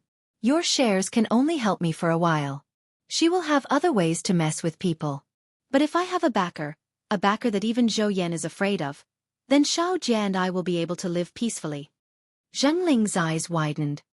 You're saying you want to find a sugar daddy? Yi Er smiled nonchalantly. Sugar daddy? To me, sugar daddy is useless. Then what is it?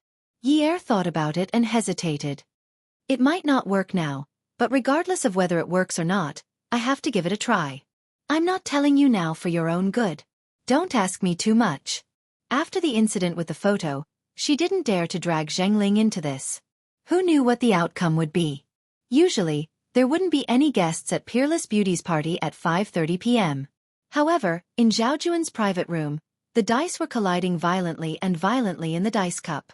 Zhuang Yichen looked up and the dice cup clanged on the table. He picked up a few dice and threw them at the two men standing opposite him. These two men were the ones who had hit Yi Er with their car, Scarface and beard. Good for nothing.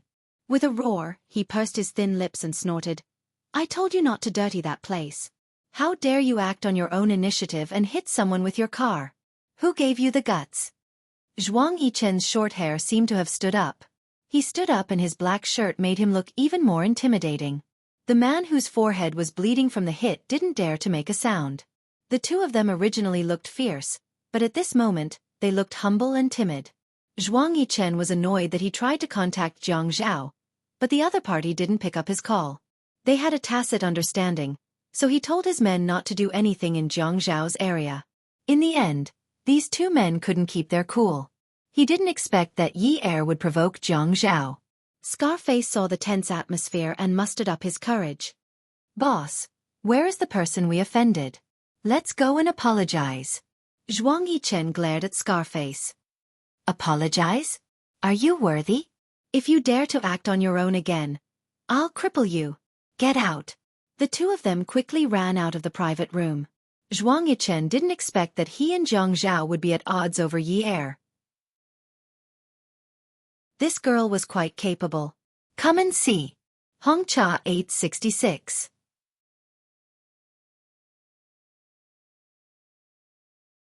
Chapter 468. As time passed, the night went from bright to dark. It was past midnight. When Jiang Zhao returned home, there was something curled up in front of his door. It was a small thing. Her hair was disheveled, and she was hugging her knees as she slept against the doorframe. Next to her was a thermos. He squatted down and tilted his head to take a look, but her face was buried and he couldn't see. She had attended a dinner party, so her mind wasn't very clear. He suddenly felt playful. The ghost is here. He purposely made it sound like he was scared and shouted into Yi Er's ear. In his impression, little girls were all afraid of ghosts. However, the girl didn't panic. Instead, a slap flew over and an impatient roar like she was sleep-talking. Get lost! Why are you screaming like a ghost? Can't you let me sleep? After roaring, she continued to dream. Yun Yi. Luckily, he blocked it with one hand. Otherwise, he would have been disfigured by that slap. Yi Er felt that something was wrong when she heard the voice. She immediately looked up. Her sleepiness was gone. She swore that it wasn't intentional. At this moment, she could only pretend to be innocent. When she stood up, she patted her long skirt. Standing there, she was reserved and dignified like a lady from a respectable family. Her pink lips, white and slender neck, elegant chin, and the little spaghetti strap neckline bloomed with seductive charm. The tight elastic fabric wrapped around the exquisite and delicate curves of a young woman. Jiang Zhao wasn't too happy about being almost hit. What are you doing here? Didn't you go to work last night? I'll go back to work next week.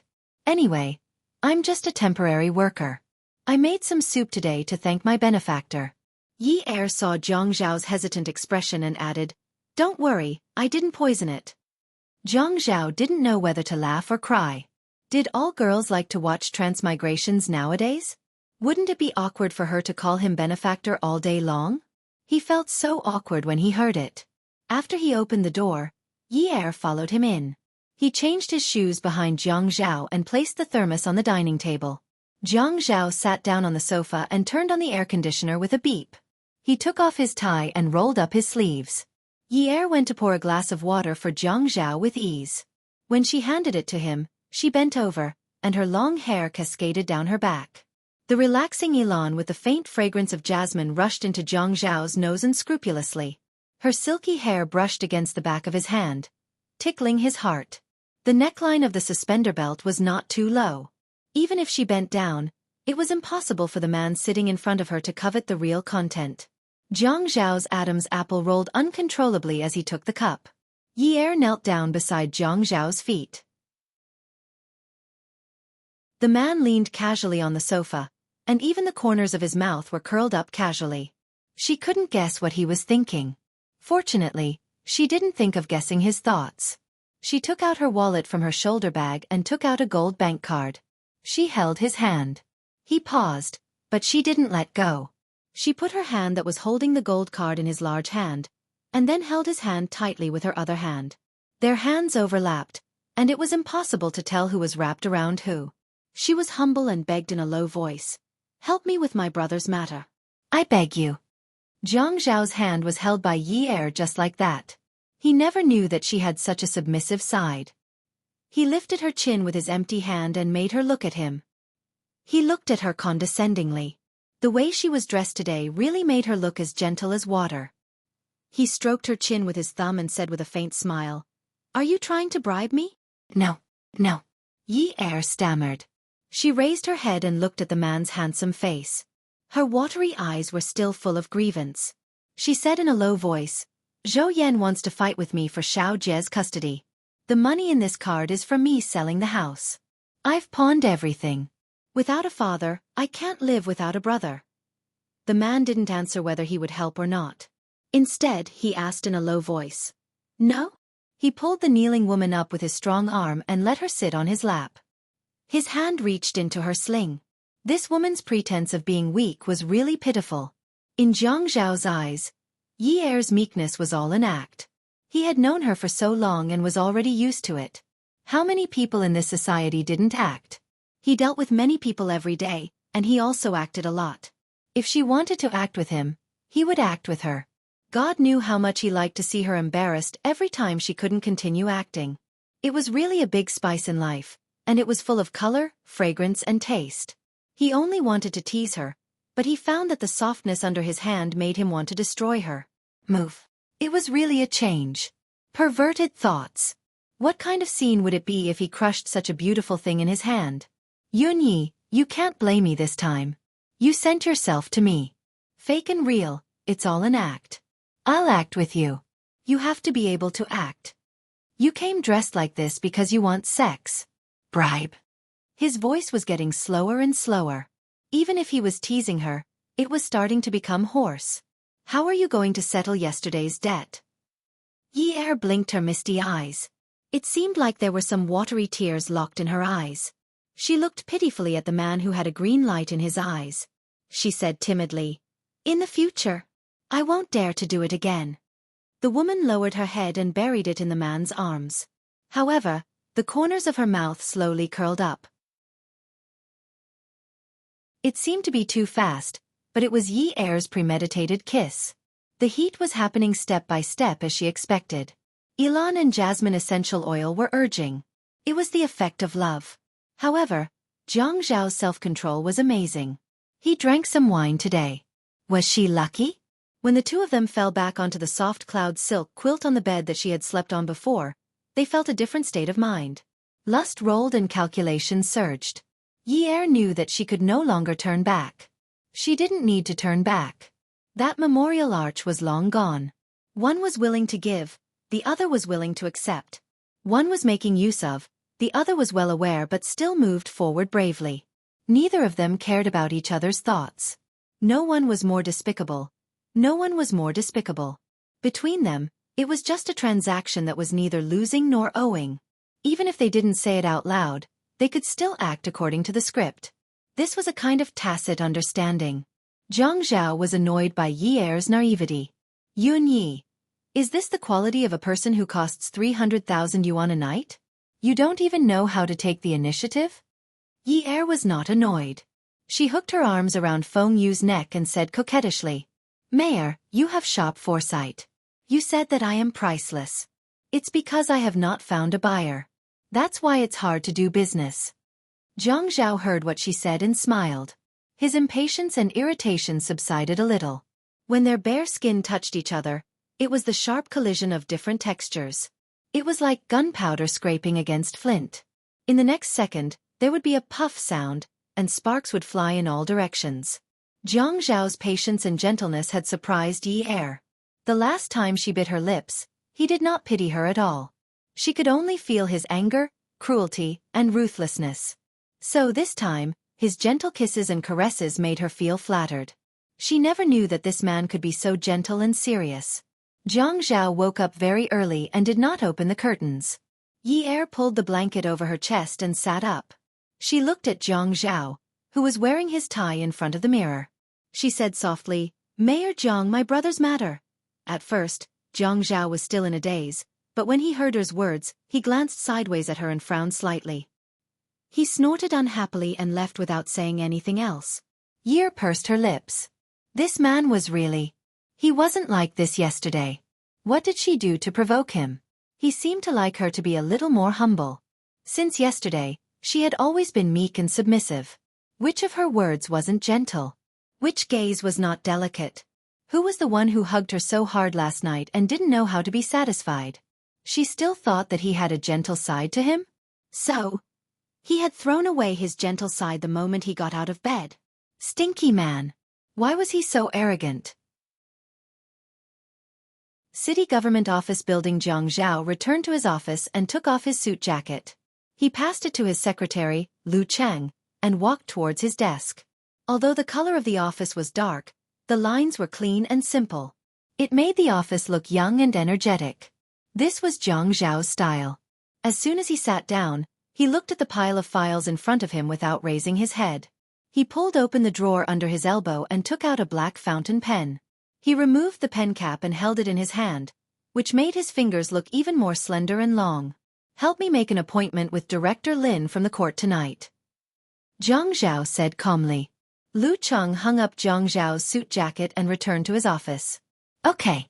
I will do it now." Lu Cheng had just left Jiang Zhao's office when he bumped into the youngest daughter of the Provincial Party Committee Secretary, Zhang Tingting. Zhang Tingting had shoulder-length black hair. She had a graceful figure and a beautiful face. She was dressed in a purple dress. She looked beautiful and virtuous. Wherever she went, people would praise her. Secretary Zhang's youngest daughter was a real lady from a prestigious family.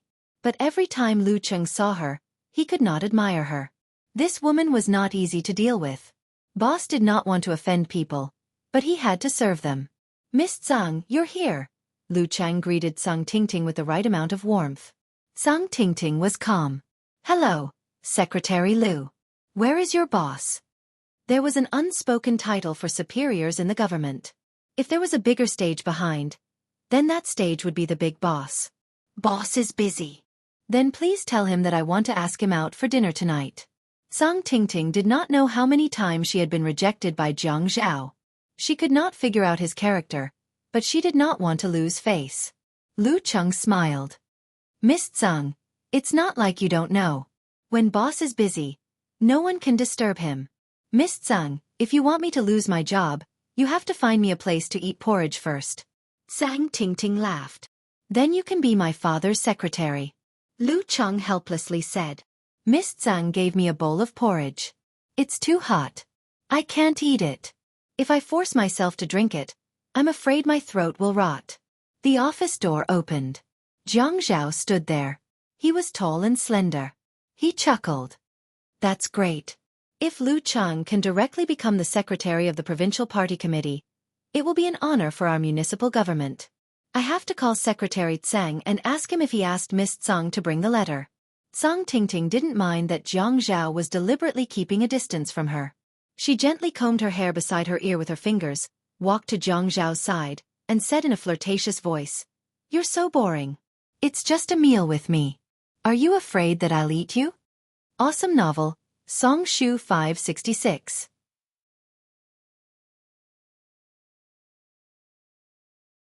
Chapter 469. Lu Cheng felt that this woman was not as dignified as she looked. Look at what she said, how passionate. He wanted to leave tactfully, but his boss's gaze was clearly telling him that if he dared to take even half a step away, he would be killed. Jiang Zhao turned around and went into the office. Lu Cheng followed Sang Tingting in reluctantly but consciously. When Sang Tingting's eyes flashed, Lu Cheng blocked it with his lightning rod. Jiang Zhao walked in front and said to Sang Tingting, "I'm too old, it's hard to chew. Lu Cheng is tender. Eat him. It's easy to chew, easy to swallow, and easy to digest." At the mention of this, Jiang Zhao suddenly remembered his conversation with Yi Er that night. It was roughly the same thing, and he couldn't help but smile. Lu Cheng automatically went deaf and pretended to help Jiang Zhao look for files in the filing cabinet. Sang Tingting poured herself a cup of tea. Seeing that Jiang Zhao was sitting on the sofa, she sat down opposite him. The smile on her face was still that of a typical young lady from a prestigious family, but when she started to speak, she softly said, "Jiang Zhao, don't act so high and mighty.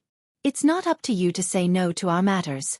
As long as my father goes to Grandpa Jiang and talks to him, Grandpa Jiang will immediately agree." At this moment, Jiang Zhao laughed. It was a real laugh. He laughed because the women in this society were really interesting. All of them put on makeup like fairies, dressed like ladies, and sounded like little wives. But when they turned around, they were demons and ghosts. Actually, Tingting. When Sang Tingting heard Jiang Zhao call her that, she was instantly elated. Just as she was about to speak, Jiang Zhao frowned, his eyes expressing his concern. "Tingting, I know you're anxious to get married. As your brother, I'm also very worried. There's a dating show on Jiangsu TV that's very popular now, but it's mainly men who choose women. What's similar on Hunan TV? It's women who choose men. How can our Tingting let others choose? You'll definitely be the one to choose." Sang Tingting stood up from her seat. Her lips were white from anger, and her voice was sharp and trembling. "Jiang Zhao." Anyway, it wasn't the first time that Sang Tingting had been driven away by Jiang Zhao. Lu Cheng didn't feel guilty at all. His mission was complete, and it was time for him to disappear. In the evening, in the private room of a famous chef in Jiangnan, President Lin of the court was pleasantly surprised when he saw Jiang Zhao. The deputy mayor had invited him. This was a big deal. Furthermore, this deputy mayor had a bright future ahead of him. How many families had such strong backing? He remembered that every year during Old Master Qin's birthday, as long as Old Master Jiang came over from Jiang District, the secretary of the provincial party committee would personally arrange for a car to pick him up, for fear that he would be neglected. As for Old Master Qin's strength, he was someone who could shock the entire Sea City with just a cough. Director Lin eagerly pulled out a chair for Jiang Zhao and flattered him for a while. Jiang Zhao's demeanor outside was well known. His superiors and subordinates all felt that he had the demeanor of a great master and did not put on airs. The two of them chatted as they ate. After chatting for nearly half an hour, Jiang Zhao took a sip of hard liquor and clicked his tongue before he slowly said, "I heard that Director Lin and Hu Jincheng's wife Zhou Yan were college classmates?" Junimo raised his eyebrows slightly. His eyes turned, and they were sharp blades, but there was an unfathomable smile on his face. President Lin, who was chatting with Jiang Zhao, suddenly paused. He was trying to figure out what Jiang Zhao was trying to say. He shouldn't have asked this question for no reason. This should be the main purpose of today's dinner. As a government official, he liked to talk in a bureaucratic manner. Could it be that the first half hour was just to pave the way for this sentence? President Lin couldn't help but feel a chill in his heart. Director Lin looked at Jiang Zhao, who acted as if nothing had happened. He raised his chopsticks and picked up the vegetables. Everyone said that Jiang Zhao never put on airs and was close to the people and friends. However, the outside world had forgotten to analyze him. Did he, Jiang Zhao, still need to put on airs? Did he need to put on airs? No matter where he sat, his person, his identity, his methods, and the family behind him were all his heirs. Who wouldn't be afraid of him? Some people were like this. You could see that he was amiable and approachable, but in fact, his cold eyebrows could chill your heart. President Lin answered tentatively, "Zhou Yan is indeed my classmate. She has also encountered some trouble recently." Jiang Zhao seemed to be surprised, but he also showed some interest. "Oh. Then President Lin, you have to be careful. Although the court is a place of justice, she is still an old classmate. I can't let an old classmate be wronged." President Lin only felt that the weather in September was really hot. Although the air conditioner was turned on, he was sweating profusely. Jiangnan's famous chef. The outside world only treated it as a mid-range restaurant. But who in the government doesn't know about this? The waiter can always take out another menu and let you order more than 10,000 renminbi. Today, the dishes on this table were ordered by the upstart politician. At that time, President Lin must order some special dishes. How can he let the deputy mayor treat him to this meal? He also cannot lose face. But there were no outsiders around, and the deputy mayor waved his hand. We have 3 dishes and 1 soup. This is the standard for government officials. My grandfather always said that we should be thrifty and diligent. Every time we come out for a meal, I will always remember his words. I don't dare to forget. I don't dare to forget. Old Master Jiang had already mentioned it. How can he still dare to mention the top-grade chicken wings with 2-head abalone? Since he knew that Zhou Yan was his classmate, how could the mirror of eminence be so high? Could it be that Zhou Yan is fighting with the Yun family for custody rights? Mayor Jiang, you are right. I will definitely take this matter seriously. But no matter if we are classmates or not, we still have to take this matter seriously. Director Lin replied carefully but not without any loopholes. It was a small private room, and the table was for 4 people. It was not spacious. Jiang Zhao held an ordinary Luzhou Laojiao crystal-clear bottle. His knuckles looked slender and strong. He raised his hand and stretched the bottle towards the wine glass in front of Director Lin. Director Lin was so frightened that he quickly stood up and held the wine glass with both hands. Jiang Zhao also stood up to pour the wine. Director Lin held his wine glass and watched the bejeweled nectar gurgling into his glass. He was in fear and trepidation. He was someone who had experienced so many cases and had long been very experienced and ruthless. However, today made him unable to calm down. Jiang Zhao poured the wine and smiled. He gestured for President Lin to sit down. President Lin, don't be so polite. You are older than me, and you should pour me a glass of wine. But when you stand up, I don't know how to sit down. President Lin took a deep breath. He could feel that the person in front of him had a strong aura, but he could not feel any pressure from his face. Mayor Jiang, you are too polite.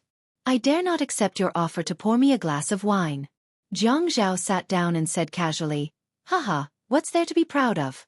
We're just having a simple meal today. There's nothing serious to talk about. It's not like we're superior or subordinate. There's only the 2 of us here. Do you still have to show off your selflessness in court? How can President Lin stand Jiang Zhao's words? A deputy market manager acting like this in front of the president of the court. If it were anyone else, their heart would be beating fast. President Lin did not dare to show his panic. He sighed. Actually, sometimes, how can we not want to be biased? But the position is there, and we cannot be biased. It is natural to be impartial. Jiang Zhao held a small and exquisite glass cup. He raised it and clinked it with Director Lin's cup. He downed it in 1 gulp, looking very heroic. Director Lin hurriedly downed it in 1 gulp, not daring to fall behind. Jiang Zhao comforted him. Yes, I know. Your court also has its own difficulties. This work is also very tiring. Just like what you said at the beginning, everything should be judged reasonably. However, there are some things that are reasonable but not reasonable, and reasonable but not reasonable. How can everyone be satisfied with the result? That's why there is an out-of-court mediation. Who doesn't want to have a peaceful life, right? Jiang Zhao paused for a while and looked at President Lin. The court also does not want to deal with these family matters every day. After all, every family has their own difficulties. President Lin was suddenly enlightened. He finally understood. He was almost 40 years old in the bureaucracy. How could he be so ignorant? Today's meal was clearly a reminder from Jiang Zhao. He couldn't protect Zhou Yan. Not only couldn't he protect her, but he also had to side with the Yun family. So he agreed. Who said no? If the family can handle it, why should we take it to court? Jiang Zhao felt that it was about time. Everyone was smart. How to deal with this matter should be known by President Lin. He began to talk about the recent situation and did not mention anything about the court. Lu Cheng drove Jiang Zhao back to the north of the city. It was still early. They did not eat for long. When they got home, he turned on the lights and changed his shoes. Standing at the door, he looked around. It was still so clean. He liked the house to be clean and tidy. He felt that he could lie down anywhere. Lying on the sofa, he closed his mouth and took a deep breath through his nose. His nostrils were empty. There was nothing but the smell of the house. He sat up in annoyance and rudely tore off his tie. He shouted, "Yun Yi, get up and get me some water." Didn't the wretched girl say that she would not go to work until next week? She slept so early. She did not even get him a glass of water when he came back. Seeing that there was no sound in the house, he shook off the alcohol in his head, stood up, and walked to the master bedroom. He twisted the lock and pushed hard. The door bounced off the magnet on the wall with a dong sound. The bed was very clean. There was no trace of the wretched girl. He searched several rooms. Finally, he walked to the shoe cabinet and opened the cabinet door. He was sure that she was not there. Yi Er had just finished making her brother Si Jie's bed. Si Jie took a shower and rushed into Yi Er's room. He jumped onto the bed and pretended to be asleep. Yi Er heard the noise and ran over to pull Si Jie's blanket. "Get up. Go back to your room and sleep." "No. I want to sleep here. The bed here is comfortable. Why should all the good places belong to you?" "Then let's change rooms." When Si Jie heard Yi Er's stubbornness, he pulled the blanket a little and revealed his pitiful eyes. "Sis, I don't want to sleep in a different room from you. I'm still so young. I'll be scared of ghosts." Yi Er mocked. "You'll be scared of ghosts? Even ghosts are scared of you." At this moment, the phone on the bedside table started to sing. Yi Er walked over and picked up the phone. There were 3 words on the screen. Pervert. Ad. Song Shu 566.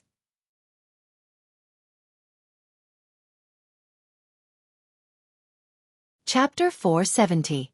She took the phone and walked back to Si Jie's room. She closed the door and said, "Hello. Where did you go?" "I'm at home." The busy tone on the other end of the phone made Yi Er feel like she had met a lunatic. Yi Er returned to her room and looked at Si Jie, who was still lying on her bed and refusing to get up. Originally, Si Jie had his own room in the Yun family. However, after the Yun family incident, Si Jie always had dreams at night and would occasionally sob, even though he looked like a strong adult. Yi Er was afraid that something would happen to her brother, so she always brought him to sleep with her. When she rented an apartment in this old neighborhood, the rent was cheaper than a bachelor's apartment, so she rented this one.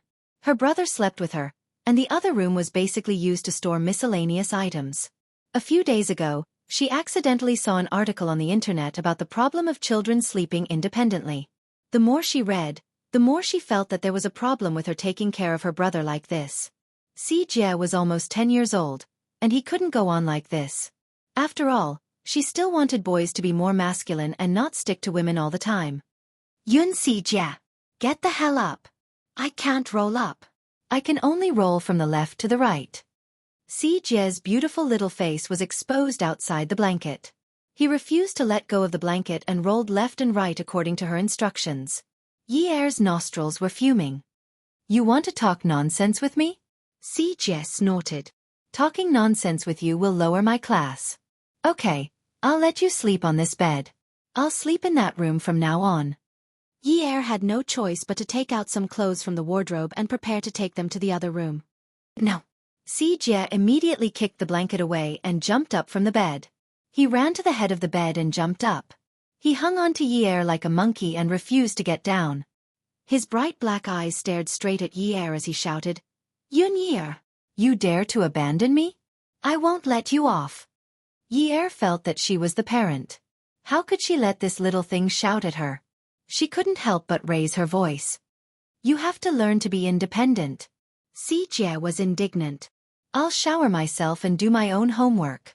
From next week onwards, I don't want you to send me to school, and I don't want you to pick me up from school. I'm very independent." Yi Er took out the information he had found and said, "You have to be mentally independent. If you do that, you won't be manly in the future." "How am I not manly? Half a year ago, Zhou Yan held a banquet at Hongmen. You were so angry that you foolishly paid for the meal. If it weren't for my quick wits, you would have fed Zhou Yan that pile of money. The last time Zhou Yan came over, didn't I hit them with a stool? I'm such an outstanding man. How can I not have a manly spirit?" Yi Er felt that she was really unlucky in this life. Other than her bad temper, her grades were not good, and her mouth was not very good. Hey, Yun Sijie, if I get married in the future, will you still sleep with me? Sijie was still clinging onto Yi Er's body. He hugged her neck and rolled his eyes at her. Can you get married? You're as stupid as a pig. You're stupid and have a bad temper. How can there be such an idiot man who clearly knows that you're a hot potato and still accept you? You'd better wait for me to grow up and earn money to support you. Yi Er sighed. She hugged Sijie and sat on the edge of the bed. Sijie, then what if you get married in the future? Will you still sleep with your sister? What's the point of getting married? Marry someone like my mother? Husband and wife are birds of the same forest. When disaster strikes, they fly away separately. I don't want that kind of trouble. Yi Er's heart ached. Their mother was a taboo between them. No one was willing to mention it. However, Sijie's attitude also made her very worried. Then won't the Yun family have no descendants? Sijie looked at Yi Er's sad expression and felt that he had gone too far. However, he was unwilling to admit that he was wrong. What are you thinking? Yun Yi Er, I'm only 9 years old. Do you want me to fall in love early? Aren't you afraid that I'll affect my studies? How can you be such an irresponsible parent? How can you instill such an unhealthy concept in your 9-year-old brother? You're not good at studying. Do you want your brother to be like you? Ah! Yi Er was really defeated. Why did she have to provoke this guy? Hey. When did I? You're still saying that you didn't? In order to abandon me, you already want me to marry a wife. Sijie's eyes turned red as he spoke. Hey! Clearly. Yi Er was about to faint. Others were fine, but this was her brother. He was about to cry. His eyes were so red that it made her heart melt. What a hateful guy. Humph. That's clearly what you're thinking. Sijie harumphed, feeling wronged and fierce. Yun Sijie. You've got guts. Go to sleep. Yi Er angrily pressed Si Lu down on the bed and pulled the quilt over him, covering him completely. If she could use violence against him, she would definitely give him a good beating. She was his guardian, but this guy was violating her right to be his guardian. She still needs to compensate him. Sijie's mobile phone rang again, and Yi Er slapped the blanket covering Sijie's butt. Behave yourself. Sijie huffed and puffed as he turned around, revealing a triumphant smile. Yi Er saw it was a call from Zhang Zhao. She could only go to Sijie's room to answer the call. Hello, Mayor Zhang. Zhang Zhao paused for a while. What are you doing? He had hung up on her, and she did not even call him to ask what was going on. Was this the attitude of someone who was asking for help? Could it be that she knew he had helped her settle this matter and was fearless? Oh, it's time to sleep. Mayor Zhang, you should rest early too.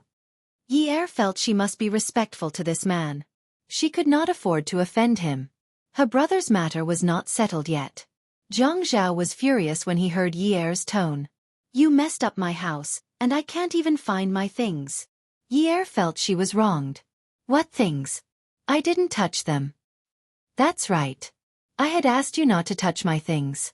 But my things are in a mess now. Don't you know you need to wash the blanket after sleeping on it? Have you washed it? Come down now. Come down. You are downstairs. 1.5 minutes. Yi Er gritted her teeth. This guy was indeed a pervert. When did she touch his things? He was the one who left them in a mess, and now he is blaming her? That blanket had just been washed. How can she wash it after sleeping on it? Why didn't he buy some disposable bedding? Anyway, he was rich. But you still have 1 minute and 20 seconds. If not, your brother's matter. Yi Er scolded in her heart. Damn Zhang Zhao, you bastard. But she still called out softly. Sir, please wait for a while. I will come down now. Yi Er did not even change out of her pajamas and slippers. She told Sijie that she was going to buy a bag of chips and rushed downstairs. Zhang Zhao's private car was parked in an old building, and it did not match the place. This neighborhood was 80 years old, and most of the residents were retired. Even if there were young people who were working and renting a house, they would not be able to afford an Audi A8. Yi Er opened Zhang Zhao's car door and sat in it. She was panting and mumbling. So bloody. 1 minute and 20 seconds. Jiang Zhao raised his wrist and looked at his watch. The corners of his mouth curled up into a carefree smile. It's pretty bloody. You came down in just 40 seconds. It seems like you're crazy about seeing me.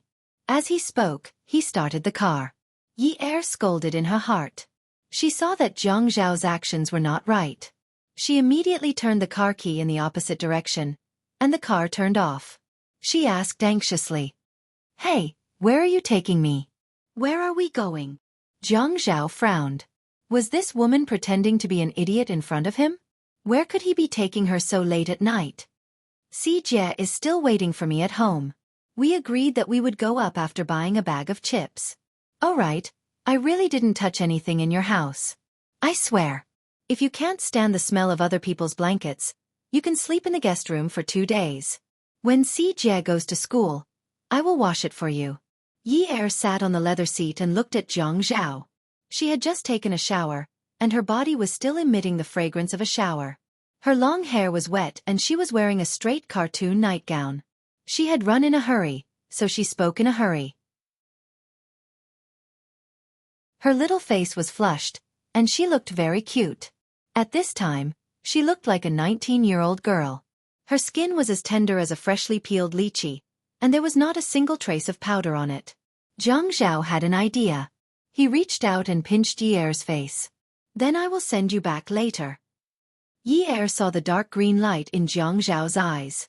She suddenly understood what he meant. No. Jiang Zhao raised his eyebrows slightly. He said in a neutral tone, "You want to negotiate with me?" Yi Er knew that Jiang Zhao was angry. Angry? This man was not someone she could offend.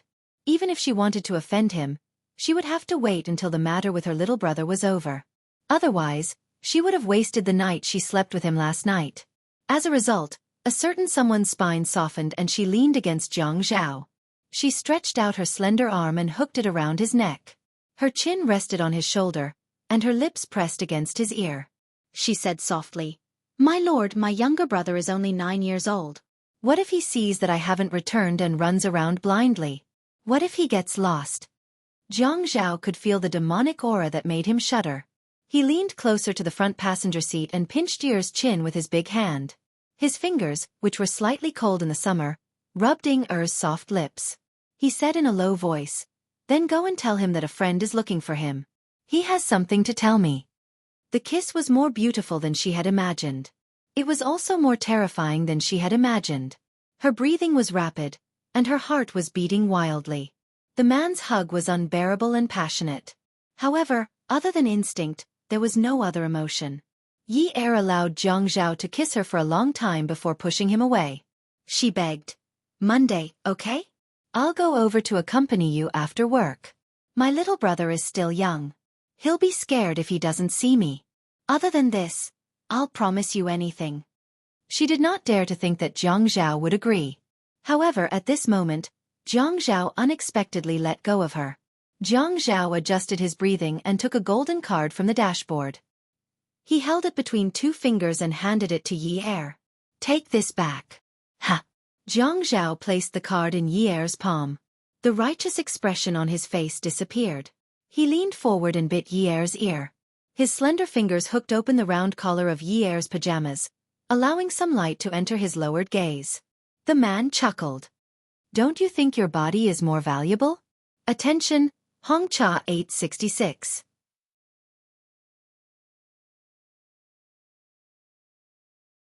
Chapter 471. Don't you think that your body is more valuable? You can go there on Monday. Yi Er had finally made up her mind. She was a prostitute. She had wanted to sell herself to Min Zikai, but Min Zikai's mother appeared out of nowhere. After that, she chose a good-looking and powerful buyer. Before her brother's matter was settled, she had to follow the buyer's orders. She had no other choice. She was lucky that the buyer had taken a liking to her. Other than Jiang Zhao, no one else would dare to take over her business. "Thank you for your kind words, Mayor. I will keep it then." Yi Er showed a bright smile and rubbed the card between her hands. She looked like she was rubbing her hands in the middle of winter to keep warm. On Saturday, Yi Er brought Si Jie to see her father in prison. Both of them told each other that they were doing well and did not need to worry. After sending Si Jie to school on Monday, Yi Er went to Wutong Street. No matter how hot it was outside, this street was always cool. Those century-old Wutong trees had deep roots and could cover the sky. No matter how strong the sun was, it could still isolate the trees from this street. Therefore, those artists could use a comfortable posture to dip in ink and paint. Yi stood beside the boy and watched him earn money through art without saying a word. A sketch cost 30 renminbi. A coloring cost 30 renminbi and an oil painting cost 300 renminbi. The boy's skin was fair, and his hair was not permed or dyed like other children his age. His hairstyle was simple and clean. His fringe was blown by the wind and covered half of his straight eyebrows. He was focused on painting and dipping the paint. He looked very beautiful. After the buyer left, Yi Er started to joke with the boy. "Hey, not bad. You must be a household worth 10,000 renminbi now." The boy replied indifferently. "It's not like there are people painting oil paintings every day." Yi Er felt bored and asked, "What is art?" The boy lowered his head and kept the paint. "Then what do you think art is?" Yi Er looked at the glaring sunlight outside the tree. "I think beautiful things are art." The boy casually asked. "Like you?" Yi Er tilted his head and looked at the boy. "Am I beautiful?" The boy put down the paint in his hands and looked at Yi Er with a smile. That smile was as clean as the spring breeze that blew through the peach blossoms and white apricots, making one's heart flutter. "Not beautiful." Yi Er couldn't help but feel disappointed. "Yeah, I also feel that. I'm not beautiful." She didn't deserve to be associated with the word beautiful. Only those with pure hearts had the right to be beautiful. For example, this boy would never say anything that went against his heart. If he felt bad, he would say no. If he felt good, he would say yes. He was beautiful and clean. He didn't need to look at anyone's face to live his life. He didn't need to rely on anyone. He was unrestrained. If nothing had happened to the Yun family, she would have been like this as well. Doing what she liked to do and learning what she was interested in. She suddenly felt that she was thinking too much. Shaking her head, she reached out and patted the boy's shoulder. "Hey, do you know anyone on this street who is good at drawing human figures? The more reliable one, the kind that can make ugly things look beautiful." The smile on the boy's face suddenly disappeared. He looked at Yi Er with a startled expression and a hint of panic. "Ah!" Yi Er retreated to the foot of the wall by the street. The boy's bicycle was there. She lifted her butt and sat on the back seat. Swinging her legs, she looked into the boy's eyes and puffed up her cheeks. "I'm almost 19 years old. I want to draw a more artistic human figure as a memento. It would be best if you could draw me prettier." The boy only felt that he was a little silly. He was scared silly by this girl in front of him. What did she say she wanted to do? Draw a human figure? Let someone draw a human figure for her? Doesn't your school often hire human figures? Isn't it art? The boy's head felt as if it had been hit by something. He could no longer distinguish what he was hearing. "You want to be a human figure? Why are you so loud?" Yi Er raised her hand to her lips and made a shushing motion. "Be quiet. Otherwise people will look over." The boy snorted and turned his head away from Yi Er. "You actually want to be a human figure?" Yi Er jumped down from the bicycle. "What's wrong? Even if I want to be a human figure, isn't that also a sacrifice for art? Don't you artists also say that the human figure is the most beautiful art?" Besides, she had never thought of being a human figure. She just wanted to leave a memento for herself. How did it get to the point where she wanted to be a human figure? Yi Er walked forward and happened to see stars when the boy suddenly turned his head and knocked it against her head. She held her forehead and complained. "What are you doing? You have such a bad temper. You really want to be a human figure? How can you be so depraved?" Yi Er rubbed her forehead and looked at the boy who was angry for no reason. "Depraved? Then all the naked bodies that your school draws are depraved? That's different." "How is it different? Aren't they all art? You don't look like art. You're not suitable." Yi Er saw that the boy was shouting at her with a red face. It turned out that such a good-tempered boy couldn't stand her vulgarity. She couldn't help but feel lonely inside. Am I that bad? If I'm not beautiful, Then I can't even be drawn beautifully? The afternoon sun was scorching. It shone through the floor-to-ceiling windows of the five-star hotel and lingered there. The girl looked at the sunlight on the ground. Her eyelashes were curled up like little brushes with gold powder. Her long yellow hair was brushed to the left, revealing the perfect side of her face. Her arms were bent and propped up on the European-style sofa. Her fair and tender arms were in front of her chest, but they revealed a little of her alluring bosom. Her smooth back and waist were curved upwards. The curve was very seductive. Her perky buttocks were covered with a thin veil that made one's heart clench and want to tear it off. The room was so quiet that one could almost hear the sound of an hourglass. The boy stood 2 meters away from the sofa. In front of him was a drawing board. From time to time, he would look up at the model on the sofa. Then he would start drawing. His movements were smooth, focused, and elegant. The girl on the paper not only had a beautiful face and a seductive figure, but her pair of feet that were kicking backward made her look playful and cute. Yi-er didn't feel the slightest pressure because her artist's eyes were too clean. You couldn't see anything other than paint in his eyes. She didn't expect that the boy would help her draw because she always felt that they weren't from the same world. She was dirty and filthy, but he was pure and flawless. If she let him draw her, she was afraid that he would be dirty. But she was afraid that she would become dirtier and dirtier in the future. Before she was completely dirty, she wanted to leave something for herself to remember. Who wouldn't want to keep something that was still considered beautiful? Time didn't stop ticking, but what was done would come to an end. Yi-er put on her clothes and looked at the drawing that was still clipped to the drawing board. She reached out to touch it. The boy grabbed her hand and flung it away. You haven't done anything yet. What are you touching? Then what should I do? How can I take it away? The boy didn't look at the drawing or Yi-er. He put away the paintbrush and paint and put them into a tool bag. Take it away? You can take it when it's dry and I'll frame it. Okay then. I'll go to Wutong Street to look for you in a few days. The boy kept his head down and busied himself with his work. Okay. You can go first. I'll wait for this drawing to dry before I leave.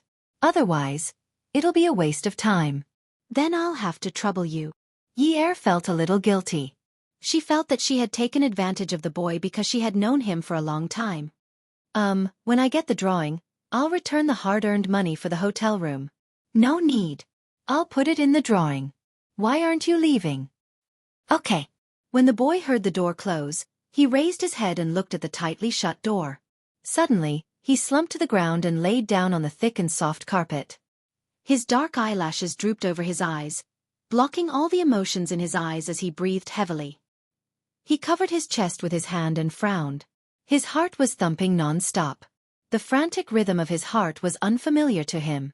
It was as if the sound in his ears was coming from someone else's chest.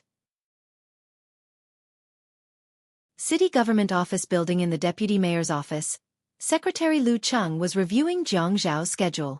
When he heard someone knocking on the door, he wanted to go and take a look.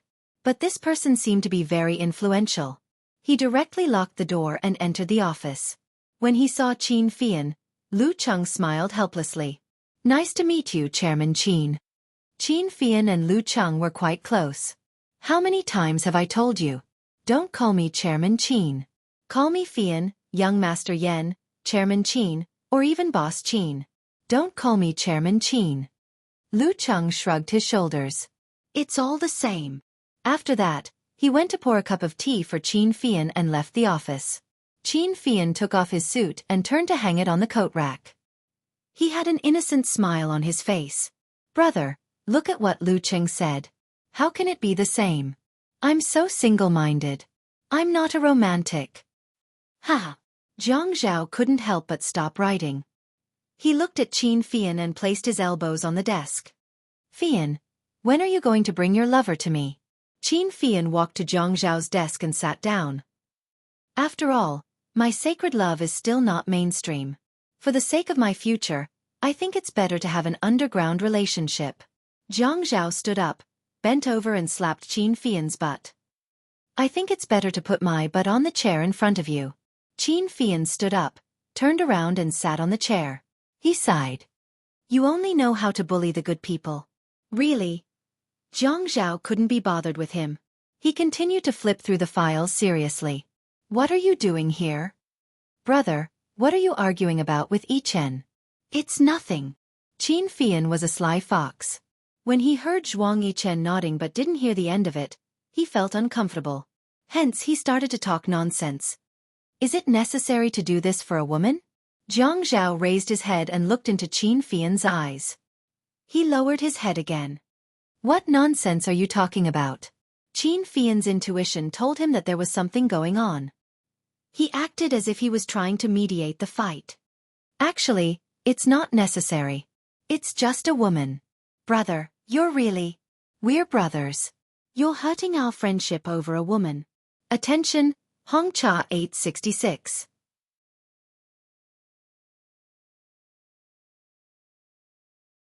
Chapter 472.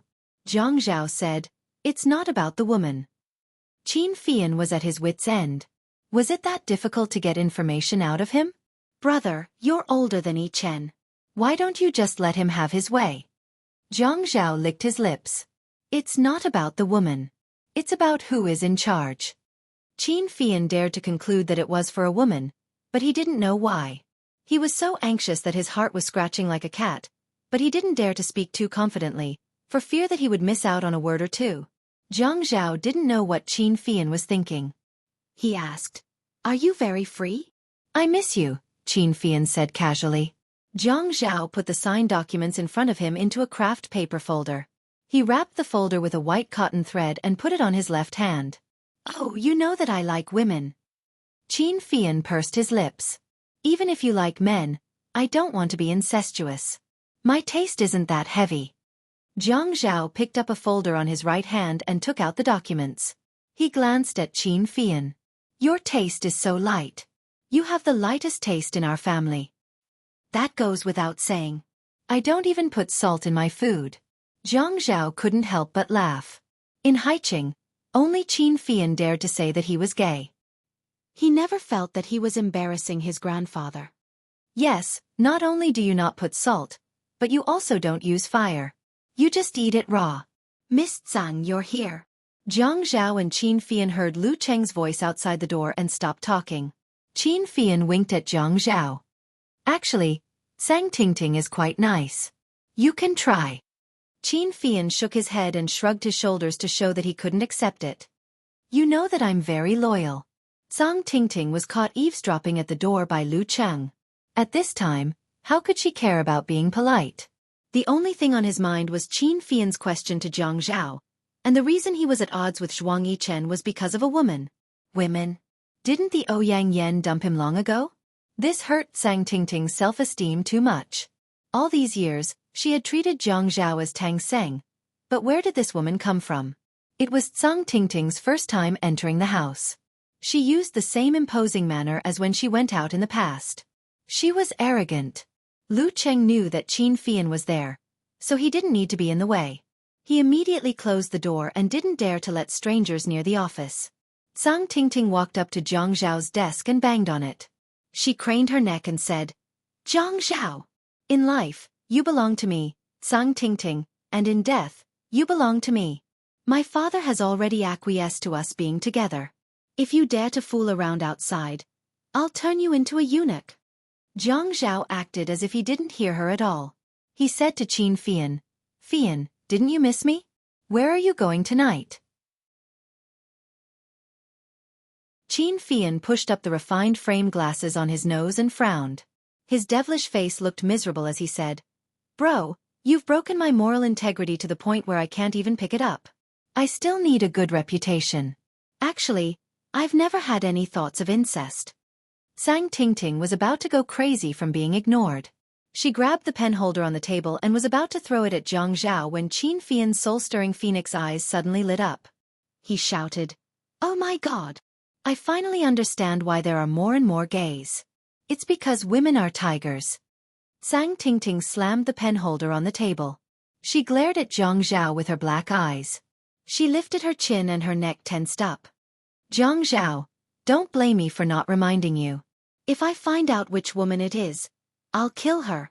After Sang Tingting left, Qin Fian patted his chest. She's too fierce. She doesn't look like a woman at all. Luckily, I like men. Jiang Zhao said, your boyfriend might become like that one day. Qin Fian was cold outside, but he smiled mischievously after closing the door. He said, bro, my boyfriend is very understanding. Then he paused. All right, that woman of yours? He wanted to ask what she did, how old she was, and which family she was from.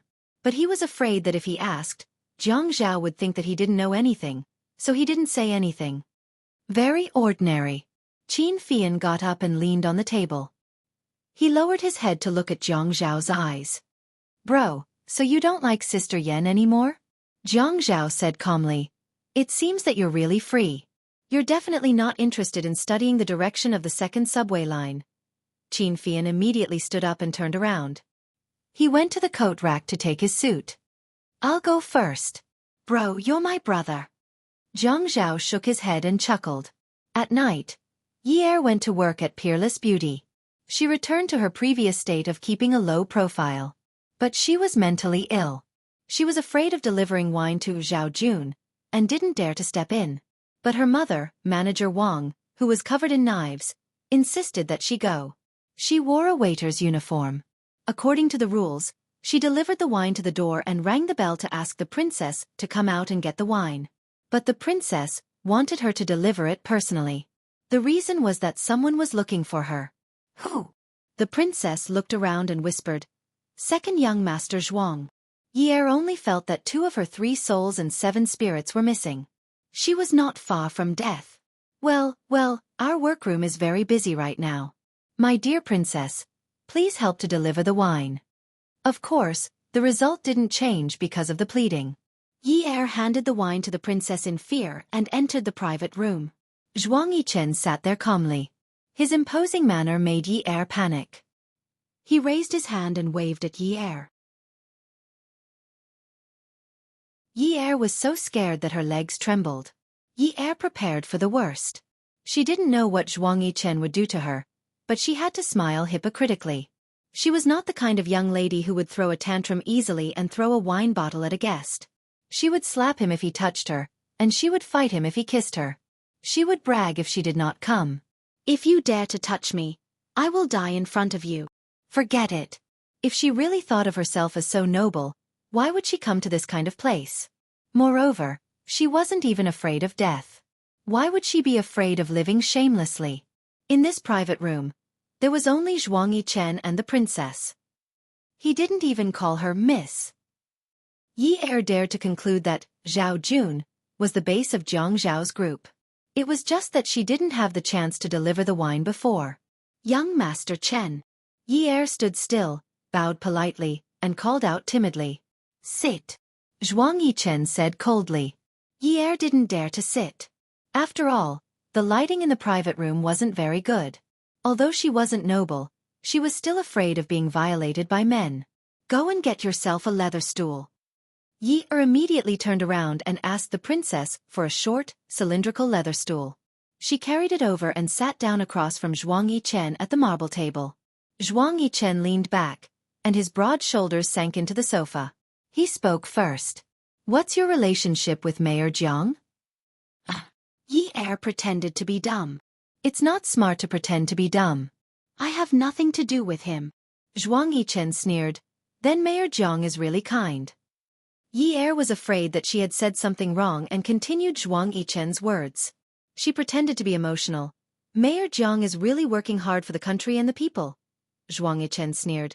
Miss from Yun University, aren't you afraid of meeting someone you know here? Yi Er didn't mind. If I meet them, I will definitely ask them to come over and take care of business. Young acquaintances will not come to such a private nightclub. Even if they meet uncles, they will not talk about it. They are afraid that she will spread rumors. You are quite open-minded. It's okay. It's just survival of the fittest. Zhuang Yichen chatted with Yi Er casually and texted at the same time. He also didn't ask Yi Er to leave. Yi Er kept looking at the princess bar counter near the entrance. Luckily, there were still people around. If she was killed, there would be witnesses. Suddenly, the private room's elevator doors opened. Ding! With a sound, the door of the sedan opened. Jiang Zhao's handsome face was gloomy, and there was a kind of travel-worn smell. When he walked towards them, he put on an expressionless face. "Yichen, you are free," Jiang Zhao said and glanced at Yi Er, who was sitting on the leather stool. Yi Er face-bombed. "Of course I am not as busy as Brother Zhao." Zhuang Yichen stood up and gave Jiang Zhao a friendly fist bump. Yi's heart was beating like a drum when she heard these two people talking like there was a needle hidden in cotton. Jiang Zhao sat down beside Zhuang Yichen and looked at Yi Er coldly. "Why are you sitting here? Do you want to eavesdrop on our conversation?" Yi Er was so excited that his heart almost jumped out of his chest. He stood up immediately. "Then I shall not disturb you. Young Master Chen, Mayor Jiang, please take your time." Then he ran away. Zhuang Yichen looked at the door of the private room after the girl ran out and closed it. He poured a glass of wine for Jiang Zhao and smiled. "Brother Zhao, why are you in such a hurry? I told you that I only want her to have a drink here. You still don't believe me?" Jiang Zhao's expression was unreadable. He tapped the side of the wine glass, indicating that it was enough. "You're thinking too much." Zhuang Yichen stared at the leather stool Yi Er had sat on and did not say anything for a long time. He leisurely swirled the crystal cup in his hand. The amber liquid inside sparkled under the dim light. After a while, he tilted his head to look at Jiang Zhao. His brows relaxed, but he could not hide the seriousness in them. He slowly said, "Brother Zhao, I want to play a game of chess with you." Jiang Zhao looked at Zhuang Yichen and narrowed his eyes. He frowned when he saw the smile on Zhuang Yichen's face. Zhuang Yichen asked the princess to leave the private room. He knew that Jiang Zhao had always been conservative with his words and would not leave any room for gossip. He would not casually make a promise to express his attitude. He only needed to start and see if Jiang Zhao was interested. "You know the reason why no one dares to not touch Yun Hongwei's case. He is just a scapegoat." Jiang Zhao nodded. "Yes, the government is like a magnetic field. It's the same principle as the business world. It has its own balance. When it comes to scapegoats, there's only the beginning and not the end. Yun Hongwei is involved in this more or less because of himself. He is on the wrong team. The magnetic field needs to be reshuffled. It is reasonable for him to be the first to be involved." "Yes, that makes sense." Zhuang Yichen bent down and reached out to pick up an exquisite steel cigarette case with a dragon totem on the marble table. With a little pressure from his fingers, the lid of the case opened. There was only one cigarette inside. He closed the lid and threw it on the table. He sat up straight and held the crystal glass, but did not touch it. "No one dares to touch Yun Hongwei's case, but we don't know who the big boss is. Brother Zhao, don't you know? Attention, Song Shu 566.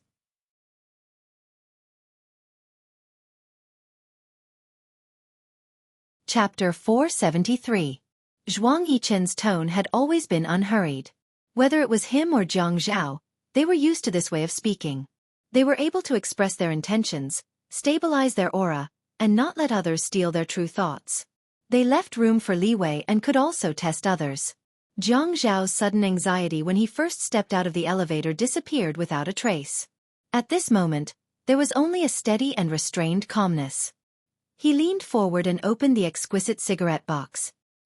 He held the cigarette in the corner of his mouth and took out a lighter. With a ding, he flicked open the lid. With a click, the bright orange flame wrapped in a faint blue core appeared in front of him. The flame was extinguished with a crackling sound. The smoke coming out of his mouth was accompanied by a soft sigh. "Yichen, we've been brothers for 15 years, right? It started when Mom and I transferred to High City." A trace of warmth appeared on Zhuang Yichen's face, and the corners of his mouth curled up slightly. There are some things that you should let go of. Eager for quick success and instant benefits can sometimes lead to a complete loss. The gains don't make up for the losses. Brother Zhao, do you really know the big boss behind the scenes? Is it someone from the provincial party committee? What if I'm talking about a boss even higher up? Zhuang Yichen shook his head and gritted his teeth. Impossible. Zhuang Jingren can't have such great power. Jiang Zhao took another puff of his cigarette. The light from the cigarette but looked brighter than the lights in the room. He frowned and pressed the cigarette into the heavy crystal ashtray. "No matter what, Zhuang Jingren is still your father. You're now ranked at the top of the invisible rich list. They don't know your true strength at all. Isn't that enough? It'll never be enough until I see the entire Zhuang family die, Zhuang Yichen said lightly, as if he was talking about something unrelated. Yichen, your surname is also Zhuang. My surname is Zhuang after my mother's. The conversation reached a bottleneck that they always encountered. Zhuang Yichen raised his head and drank the wine in his hand, leaving not a drop behind. He casually threw the glass away, and it landed steadily on the table. It only shook a few times before falling flat. Zhuang Yichen casually but heavily leaned on the sofa. His voice lowered as he said slowly, "If I say that I want to intervene in Yun Hongwei's case, what do you think, Brother Zhao? Have you heard of something recently?" Jiang Zhao did not answer Zhuang Yichen directly. He did not want to continue this topic. The tacit understanding between Jiang Zhao and Zhuang Yichen was based on their 15 years of friendship. They made use of each other, but they also treated each other with sincerity. It sounded paradoxical, but there was nothing wrong. What's? There's no way you don't know about the rise of a new family in Sea City. Zhuang Yichen's interest was suddenly piqued. You mean the Shi family in the south? Yes. Haiqing started out 2 years ago. At first they did import and export business, then they moved into hotels and real estate. This year, they acquired a game software company with potential. They're developing at an astonishing speed. Zhuang Yichen wasn't surprised. He already knew. A new family that can establish themselves in Haiqing in 2 years and expand their business to such a large extent must have a lot of money. Otherwise, they're also from the Red Sect. Jiang Zhao shook his head. Not too much. But I can't find any information about them. You want me to help you investigate? Jiang Zhao said, I want to know the background of these powerful families. It's not convenient for my dad to use the military's resources to investigate some things. You've always known the bottom line. Haiqing needs to be a big cake for my political achievements to come out quickly.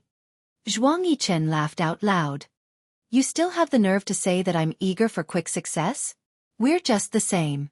Besides, you're trying to pull people in to steal the cake from me.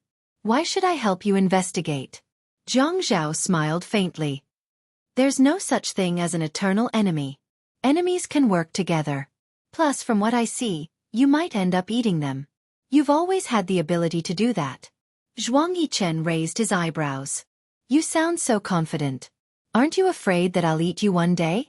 Jiang Zhao didn't seem to care, but his tone was confident. You'll never eat your own food and let it rot. Zhuang Yichen laughed out loud again. When Yi Er was about to get off work, she received a message from Jiang Zhao telling her not to see him for the time being. Yi Er couldn't wait to see him. Whenever she saw that crazy iron plate, she had to pretend to be a grandson, a demure lady, and a pitiful one. She didn't even get nominated for an Oscar, Golden Horse, Golden Rooster, or Golden Eagle awards. She still had to work hard to act. The next time she participated in China's Best Acting, I'm an Actress, she would definitely become famous. Yi returned home. Early the next morning, Zhou Yan came looking for her and had a big fight. Not only did this ruckus not affect Yi's mood, but it also gave her an indescribable sense of joy. She finally understood the beauty of power. Previously, she only felt the darkness and filth of power. Power made her run into a wall everywhere. She had to beg for help, learn to live by people's expressions, and be cautious. In the past year, she only felt that power was like a demon's hand, choking her neck. She didn't die, but she couldn't breathe properly. In the face of power, she knew that there were things in this world that were more unfair and filthy than money.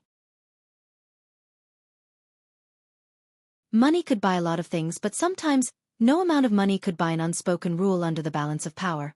For example, her father. The more Zhou Yan's face was red, the more she felt that the sky was blue. Zhou Yan's face was full of disdain. Yun Yi, whose bed did you climb into this time? Yi Er wasn't stupid enough to mention Jiang Zhao. Do you think everyone is like you? Climbing into the driver's bed? Don't blame me for not reminding you. The next time you come here to cause trouble, my mouth won't be shut because of our blood relationship.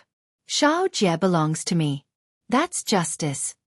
Zhou Yan felt guilty, but she didn't want to be at a disadvantage. Nonsense. The president of the court is my university classmate. He changed his mind at the last minute. Yun Yi, I didn't expect you to be so cheap now. She knew that this matter wasn't so simple. Not only was Director Lin her classmate, but the Yuan family had also given her a lot of benefits. Now, all the money had been refunded. If Yun Yi didn't have someone above her, how could such a big change have happened? Yi smiled sourly. Oh, Mrs. Yuan, you're the wife of a wealthy family after all. You should pay attention to your manners when you speak. It's okay for me to swear a little, but for someone of your status, the stock price of the Yuan Corporation will fall if you say it out loud. After Yi finished speaking, he threw Zhou Yan away rudely. She almost fell flat on her face. With a bang, the door slammed shut. Zhou Yan was locked outside. No matter how much she slammed the door and cursed, Yi ignored her. Ever since Yi found out that her brother's matter had been resolved, she was relieved. She knew that she couldn't mention her father in front of Jiang Zhao. Since her brother's matter had been resolved, she didn't need to care about him anymore. Therefore, Yi who was still sleeping in on Wednesday, immediately hung up after receiving Jiang Zhao's call. At night, when she went to work, she received a text message from Jiang Zhao. The content was for her to go to the apartment in the north of the city after work. She deleted it immediately. Bah! Despicable! She had nothing to ask of him now. She could totally turn her back on him. After work, she went home at 2:30 a.m. and took a shower. Jiang Zhao's life had been smooth sailing. Even if someone wanted to fight with him, they didn't dare to do it openly. It had always been others who tried to curry favor with him. Because of his family background and his political achievements, the government naturally flourished. With such a smooth life, how could he tolerate Yi malicious neglect? Therefore, when Yi came out of the shower and picked up an unfamiliar call, she only heard the man's cold voice. Get down here immediately. 40 seconds. Otherwise, within 2 days, Yun Sijie will change his surname to Yuan. Yi felt cold from head to toe. How could she be so stupid? This matter was orchestrated by Jiang Zhao. It was easy for him to change his mind. How did she get carried away by joy at that time? This time, Yi was wrapped in a bath towel. She pulled open Jiang Zhao's car door and got in. Jiang Zhao raised his wrist to look at his watch. The lines on his handsome face seemed particularly stiff under the restless anger. He coldly mocked. You've improved. 37 seconds. It seems like you want to see me even more than last time. Yi didn't care about Jiang Zhao's expression. She just wanted to act coquettishly and put her arms around his neck. Lord, of course I want to see you. You're so handsome, confident and wise. Jiang Zhao. Oh. He slowly pushed Yi away and glanced at her. Last time, she took a shower and wore pajamas. This time, she ran out of the bathroom directly, right? This woman really needs to be taught a lesson. If I don't teach her a lesson, she will never know what is bitter and what is sweet. Such a handsome, confident and wise man called you. How would you react? Yi laughed awkwardly and pretended to be excited. Yeah, of course I would be flattered. Jiang Zhao asked again. Then what about texting you? Of course I would be ecstatic. Jiang Zhao sneered. So, being flattered means hanging up the phone. Being ecstatic means turning a blind eye? Yi felt that she was not far from death. She immediately denied it. How could it be? Jiang Zhao didn't say anything and started the car. Yi then realized that she was only wrapped in a bath towel. She quickly pulled his sleeve and shook it. Mayor, can you let me go home and get some clothes? Jiang Zhao snorted and smiled. It's very late. Time is money. Why should I waste money for you? Yi's flattering smile froze on her face. She thought that this guy must have eaten poisonous snakes since he was a child. Otherwise, how could he speak so viciously? Yi pointed at the bath towel on her body and said embarrassedly, Isn't this an eyesore? Jiang Zhao put his hand on Yi's thigh and pinched it hard. His eyes were fixed on the road ahead, and a wicked smile hung on the corner of his mouth. Don't you know that I like to see you without even a towel around yourself? This bath towel is really an eyesore. Yi took a deep breath. She was really defeated by him. She was originally tall. She was afraid that the car would be seen when driving out of the community, so she slid down. She hated herself for being so immature. Why couldn't she offend anyone? So, is this the consequence of biting the hand that feeds you? In ancient times, women dared to marry men easily. Why did she have to calculate it so clearly? Now, she was not afraid of what he would do to her when she went to the apartment in the north of the city. Anyway, it was not the first time. At most, it would be the same old tricks. She was worried about how she would come back tomorrow. Would she take a taxi out of the community wrapped in a bath towel? Why was Jiang Zhao so stubborn? Was he not afraid that she would go out and say that they were in a relationship? The more she thought about it, the more scared she felt. How strong was his heart? She was now the daughter of an economic criminal. Wasn't his stance a little too cold and indifferent? Awesome novel, Xinwu 799.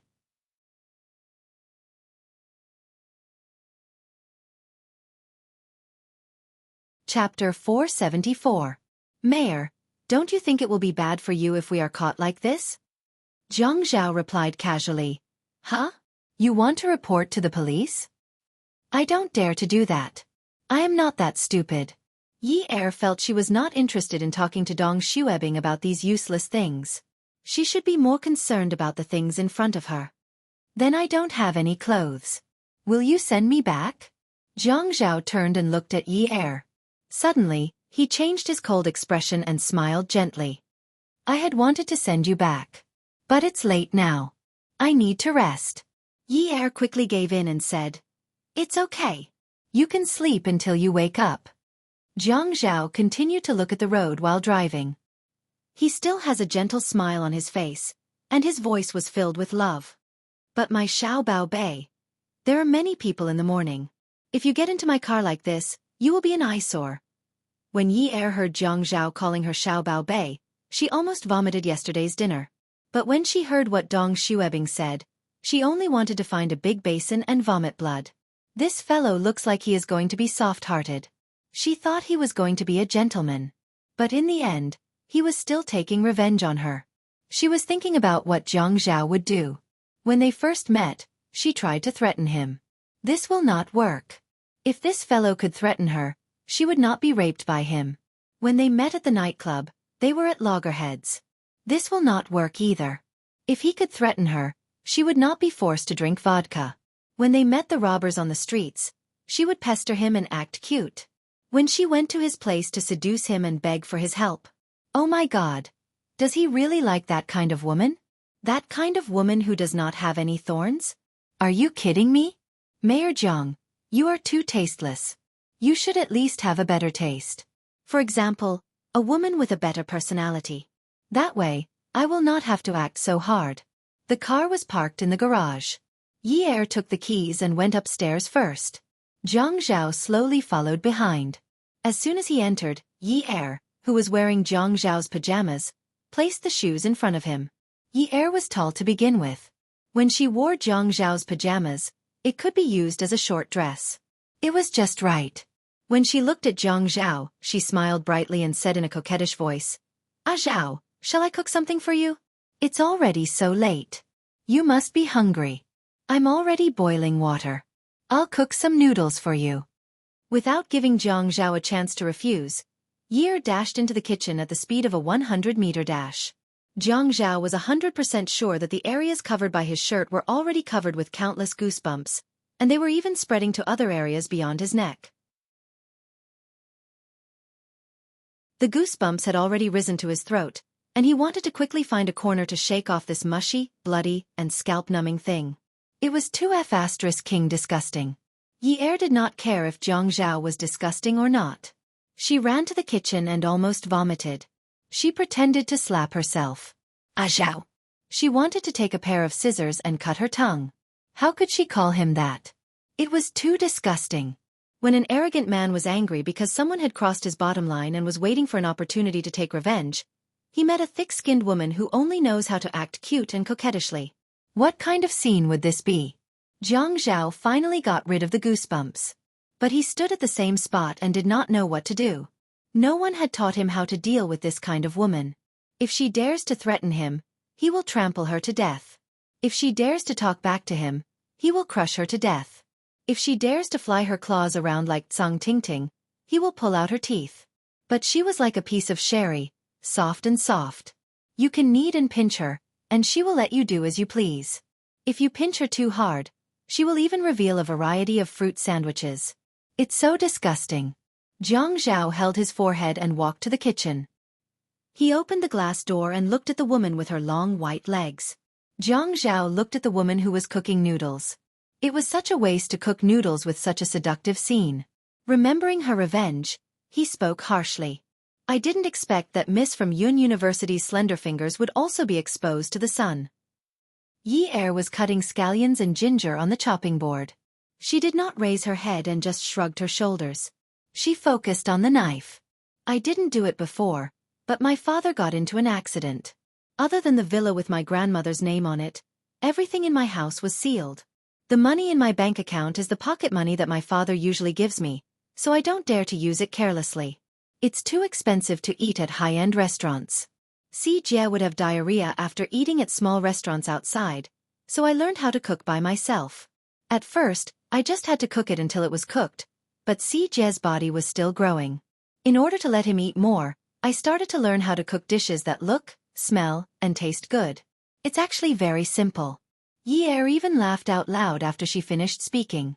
At this moment, Jiang Zhao had already turned around and left. When Yi Er heard the glass door close, she tightened her grip on the knife's handle. She looked at the green and white scallions with sparkling and translucent water droplets dripping onto them. She stroked her face with her index finger and then put it into her mouth. Ah, so it was this bitter. Yi Er didn't understand many things in the past. For example, how did her father, who started from scratch, become a financial criminal? She didn't understand why after her father got into an accident, her mother left, her relatives distanced themselves from her, and her uncles became strangers to her. She didn't understand why actors had to sleep with directors. Why did models have to sleep with sponsors? She didn't understand because she wasn't even 18 years old at the time. Now she understood. Because she had spent more than 10 years of other people's lives in this 1 year, she understood that the princesses of this world should live in fairy tales. They shouldn't have to do any household chores, while the commoners should know the cruelty of reality. They should know that humans couldn't win against the heavens. The only thing that could win against the heavens was luck. If she was still the same as before, she would have thrown the kitchen knife at Jiang Zhao. Cut scallions and cook noodles? Cut your brother. Cook your sister. To Yi Er's surprise, Jiang Zhao didn't make things difficult for her anymore. It seemed like this vicious guy really liked women who were obedient and didn't have any thorns on them. Because he seemed to have forgotten that he should glare at her a few more times and mock her more. He just went to bed and turned off the lights after taking a shower. When he kissed, he was like a real prostitute. It turned out that the kiss of a prostitute was soft and lingering, as if there was a magnet in each other's bodies. Jiang Zhao was far more gentlemanly in bed than out of bed. After he took off his clothes, the passionate and gentle collision made people feel like they had barged into a gorgeous dream created by a dream creator. Yi Er felt that this was a beautiful dream. The doorbell's ringing didn't seem to be in a hurry, but it started ringing again after it finally stopped. Yi Er really didn't want to move. She reached out to push Jiang Zhao to open the door, but when she reached out, it was empty. The spot where the person was sleeping next to her was no longer warm. She reached out to grab the clock on the bedside table. Oh my God! It was 11:30. Jiang Zhao had already gone to work. She put on Jiang Zhao's pajamas from yesterday and looked out of the peephole. She was shocked. It was Lu Cheng. Was Lu Cheng here to pick up Jiang Zhao? She didn't dare to open the door. Her phone rang, so she ran to the bedroom to get it. When she picked it up, it was a call from Lu Cheng. Yi Er, boss asked me to bring you some clothes. Yi Er's face was as red as a monkey's butt. When she opened the door and saw Lu Cheng, her face was still red. It was very awkward. Lu Cheng looked around cautiously and passed the shopping bags to Yi Er. He didn't look uncomfortable or embarrassed. Even if the person in front of him was his girlfriend's best friend, he was still able to keep a straight face. Yi Er, I will leave first. If you need anything, just give me a call. Yi Er saw Lu Cheng leaving and quickly stopped him. She paused for a while and said softly, Lu Cheng, I think I should tell Ling Ling about this myself. Lu Cheng said, it's better to keep this a secret. It's better not to tell anyone. Those who know about this will not get any benefits. Yi Er was amazed by the mayor's secretary's quality. She closed the door and took out her clothes to change. It was an ankle-length dress made of mulberry silk. It was white and had a hem. When the wind blew, it would definitely flutter. The chest and shoulder straps were handmade. The quality of the fabric and workmanship was good. She didn't even need to look at the price tag to know it was expensive. Jiang Zhao wanted her to dress like Xiao Longnu. If she were to wear this dress outside, people would laugh at her. To match the dress, Yi Er even tied her hair into 2 loose braids. She looked as pure as a fairy. Lu Cheng returned to the deputy mayor's office. He had completed his task. Jiang Zhao rolled up his sleeves and frowned as he stared at the documents. When he raised his head to look at Lu Cheng, he gave him a smile that made Lu Cheng at a loss for words. Jiang Zhao gently tossed the document in his hand aside and lazily sat on the leather chair. Lu Cheng, do you know why I asked you to deliver the clothes today? Lu Cheng replied, this is because boss trusts me. Jiang Zhao laughed. Actually, I want to see if Mayor Chen's men have the guts to report my private matters to him. Lu Cheng looked at Jiang Zhao, who purposely paused for a moment. He was furious. Jiang Zhao continued, you are Zheng Ling's boyfriend. You know better than Yun Yi what happened to Yun Hongwei. He had chosen the wrong side and became the victim of the power struggle. Don't think that I don't know that you were pretending to be drunk and allowed Zheng Ling to steal the room card. You did not release those photos because you felt that Mayor Chen did not know about it. Lu Cheng knew that Jiang Zhao was a shrewd person, but he did not expect him to be so shrewd. He could not hide his panic. Boss, Actually, you are right. A good bird chooses a good tree to nest in. Mayor Chen's title does not have a deputy in front. Jiang Zhao purposely said. Lu Cheng could not take it anymore. He immediately expressed his stand. Mayor Jiang, I have always been on your side. Lu Cheng had always been close to Jiang Zhao and addressed him as boss. But this time, he had to use honorifics. Jiang Zhao nodded his head in satisfaction and asked Lu Cheng to leave the office. His smile faded as he took out his phone and dialed a number. His gaze fell on the door lock that Lu Cheng had closed. The light in his eyes grew deeper and deeper. After the other side picked up, he said in a deep voice, Yi Chen, let's start setting up that big game of chess. Add, Xinwu 799.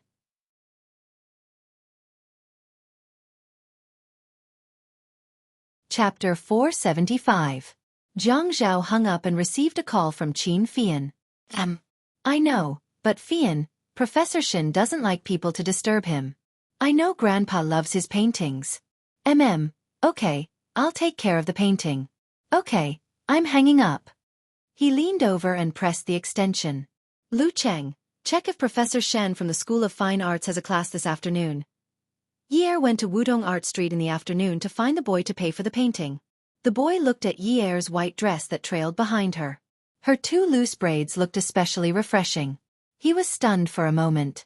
Yi Er explained the purpose of her call, but the boy said, if you want to pay, I'll throw the painting away. Also, you can come and get it tomorrow. I didn't bring it today. The boy looked at Yi Er's helpless expression and smiled. He was smiling because she was always afraid that he would have difficulties in life. But how could his life be troubled by money? I didn't bring the painting. Take me to your school to have fun. Yi Er had taken a break from school and didn't go to university. She was envious of the university life of people her age. The boy was stunned. Where did he go to school? My school? Yi Er pointed at the entrance of the university not far away. Aren't you from the School of Fine Arts? University was really a good place to fall in love. On the benches under the shade of the trees, by the artificial lake sparkling under the sunlight, and by the winding paths leading to a secluded place, there were couples everywhere. They were around the same age. A perfect match. On the thick and soft lawn, a young man and a young woman were lying on their hands. The boy looked at the sky and suddenly wanted to know more about her. He asked softly, How old are you? Yi Er said, 19. Where did you study? I took a break in my 3rd year of high school. The boy was silent for a while. What's your name? Yun Yi Er. Yun Yi Er, Yun Yi Er. The boy murmured softly and stretched out his hand. His slender fingers were slightly translucent as if the sun had penetrated through them. He opened his palm and looked up through the gaps between his fingers. Yi Er was a white cloud in the sky. It's a very nice name. Oh, is that so? My brother always says that my name is tacky. How could that be? Look at the clouds in the sky. They're beautiful. Yi Er closed his eyes and took a deep breath of the air. It was filled with the smell of grass. That's because the clouds you see now are white clouds that are like cotton candy. Behind them is a blue sky. With the blue sky as support, it is a kind of fresh beauty. But, in a few days, dark clouds will definitely cover the sky. The sky will be dark and gloomy, and the clouds will no longer be white clouds. How can it be beautiful? The boy sighed softly. Yi Er turned around and put her arm next to her ear. The boy was lying on his side in the same position as her, looking at her. Yi Er looked into the boy's eyes seriously. She gazed at the pair of clear pupils in his eyes and reached out to stroke his eyebrows.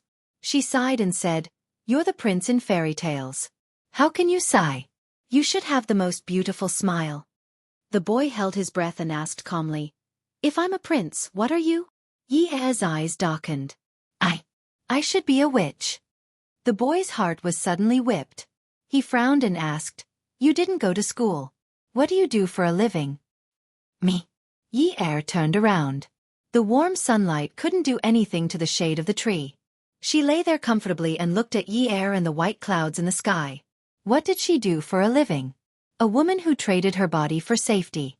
What did she do for a living? The boy stared unblinkingly at the girl who was lying flat and no longer looking at his eyes. He saw the tears rolling down from the corners of her eyes. When he reached out, he heard her voice that seemed to be floating from the sky. It was faint and intermittent. "I sold my body. Actually, at first I wanted to rely on myself. Later I felt that I was too naive. Haha, look at the dress I'm wearing today. It's so beautiful. It's so expensive. If I didn't buy it myself, I wouldn't bear to spend that money." The wind seemed to have stopped at this moment. He seemed to have heard the sound of tears falling into the grass. It was so loud, like glass beads hitting a thick steel plate. The shattering sound could penetrate a person's fragile eardrum. At this moment, a black Audi used by the government slowly drove into the quiet and beautiful art campus. Yi Er ran away from the lawn. She used almost all of her strength. She never knew that breaking herself for others to see was such a cruel thing. She thought that she would be able to calmly talk about it, but she couldn't persevere. She selfishly thought that she could finally expose herself in front of a pure and flawless person and pour out all the rubbish in her heart. But she really shouldn't have polluted his world. She didn't expect to bump into the black Audi. She felt like she was dreaming when Jiang Zhao asked her to get in the car. The person who was driving was Lu Cheng. He was still a high-quality secretary. He was so calm, and he directly ignored her. Jiang Zhao looked at Yi Er sitting alone by the car door. She didn't move closer to him. He patted the seat beside him and said, "Come here." Yi Er moved over and sat properly. She sat in a dignified manner, like a lady from a wealthy family. Jiang Zhao reached out and smoothed the hair on Yi Er's shoulder. Then he played with her braids in his hands. She looked pretty good dressed like this. This girl was quite malleable. When he saw her running out like that, he was shocked. When she turned to look at the car, her eyes widened in horror. She was wearing a white dress and had 2 braids. Standing there, she looked like a little white rabbit. Thinking of this, he couldn't help but soften his voice. "What are you thinking? The car on campus is driving so slowly, but you can still hit it. You're really something." Yi Er didn't care that the driver was Lu Cheng. She shamelessly burrowed into Jiang Zhao's arms. She buried her face in his chest and hugged his waist. She didn't want to explain anything to him. She hated arguing with him. "I missed you." Lu Cheng drove. He didn't look at the rearview mirror. He looked straight ahead seriously. He knew that he was the one who was suffering the most in the car. Jiang Zhao specially brought him, a spy, with him. He knew the most intimate things. If it was in the past, when he had just started working with Jiang Zhao, he would definitely have other thoughts. But now, he knew Jiang Zhao's methods better than anyone else. Not only could he not mention this to anyone, he might even have to cover it up for them. If there were any rumors outside, he would be the one who would end up the most miserable. Jiang Zhao sat in the car. With others around, even if he was naked, he still had a gentlemanly demeanor. He would never touch and caress a woman in front of others as if he had never seen a woman before, even though he really wanted to eat the rabbit in his arms. He pulled Yi Er's hand from around his waist and placed it on his lap. He patted it gently. "What do you want to eat tonight?" Yi Er sat up. She held onto Zhang Zhao's arm and leaned on his shoulder. "I still have to go to work tonight. I'll just eat something later." "What I mean is, you'll have dinner with me tonight. What do you want to eat?" Yi Er was speechless. Was she that stupid? Of course, she knew what he meant. Did she not make herself clear enough? She didn't want to have dinner with him. "What I mean is, Chinese food or Western food." Zhang Zhao's voice was cold. When he tilted his head to look at Yi Er, his jaw dropped. His questioning tone was full of charisma. Yi Er glared at Zhang Zhao. This damned man. Was he trying to pull out all the thorns on her body? Did she look like she needed to be taught a lesson? She was angry and refused to listen to him. "Malatang. Lu Cheng, book a private room for Taj tonight," Zhang Zhao instructed calmly. Then he looked down and fiddled with the little hand in his palm. "Indian food." Yi Er sighed. She knew that Zhang Zhao was constantly reminding her not to fight with him. Otherwise, she would regret it and wouldn't even have the chance to choose again. But why should she listen to him? Was he going to use his official methods on her now? Since she couldn't fight him head-on, she would just have to act. Zhao, I don't like Indian food." Zhang Zhao pulled the back of Yi Er's hand to his lips and kissed it gently. Then he wrapped his hands around it and rubbed it gently against his chin. Yi Er almost fainted. But when she took a closer look, she saw that his eyes were full of cunning. When he looked at Yi Er and smiled, he purposely seduced Yi Er's soul, making her shiver. His tone was as if he was pampering and forgiving a young girl. He was really considerate. "But I like to eat it." "But don't worry. Since you like to eat malatang, I'll get someone to pack a portion for you. Even if you want to eat 10 or 100 portions, I'll get someone to send it to you." Yi Er was so angry that she was bleeding internally. She was going to eat Indian food at a high-end restaurant like Taj, and he was going to pack a portion of malatang for her? What was this? What was this? 100 portions? Was he trying to eat her to death? How could he think of this? This crazy man. "Sorry to disturb you. Did you see a girl? She's very pretty. She's wearing a white dress that reaches her ankles. Her hair is tied in 2 braids and is dyed chestnut. She's so tall." "Excuse me, did you see a girl running over from that side?" When the boy came back to his senses, Yunyi had already been blown away by the wind. He asked and gestured to the people he met, but he didn't know if it was because he didn't express himself clearly enough. Or did they really not see her before? He didn't believe that this person would just vanish from the face of the earth like that. The decoration of the high-end Indian restaurant was far more impactful than the taste of the food. It felt like they had entered a house made of gold. Everything was golden and gorgeous. Sitting at her seat, Yi Er looked at the malatang that had been packed in front of her. Then she looked at Zhang Zhao's elegant movements as he chewed and swallowed slowly. She felt that eating this meal felt like a year. Zhang Zhao acted as if he had seen Yi Er by accident and asked, "Why aren't you eating? Does this malatang not taste good? Or you can tell me the address and I'll get someone to buy it." Yi Er glared at Zhang Zhao with hidden bitterness. If she glared at him, she would get pregnant with twins. Come over here." The table was a big round table. Yi Er and Zhang Zhao were like the cowherd and the weaver girl, separated by a Milky Way. At this moment, Zhang Zhao waved at her, so she tactfully went over to him. "Gigai." Zhang Zhao used the napkin in front of him to gently wipe the corners of his mouth. Before Yi Er sat down, he pulled her to sit on his lap and hugged her.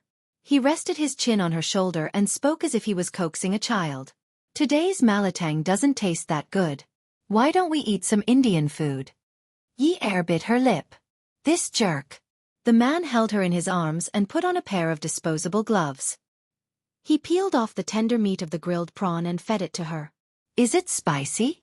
Yi Er ate with relish. "No." This kind of treatment was hard to come by. She pointed at the curry crab and said, "Dip it in the curry." Zhang Zhao's movements were not affected at all as he peeled the prawn with the woman in his arms. He dipped the peeled prawn in the curry and fed it to the woman. He said slowly, I found a better school for your brother. If you agree, you can transfer him to another school. Since you're with me, I can't mistreat you." She was with him just like that? Was he addicted to sleeping with her? Yi couldn't swallow the prawn in her mouth. Jiang Zhao picked up the glass of water in front of him and fed her. He kissed her on the cheek and said, "You can't look for those old foxes who know too much about the dark side of the world for your dad. The more power they have, the more they won't interfere. I'll give you a clue. A girl who's still in her second year at the media college. Do you know what newborn calves are not afraid of tigers means?" Awesome novel, Xinwu 799. You're tuning in to the Xiaofan's Wuxia Tales YouTube channel. Don't forget to subscribe and join us on this journey to catch the most captivating stories.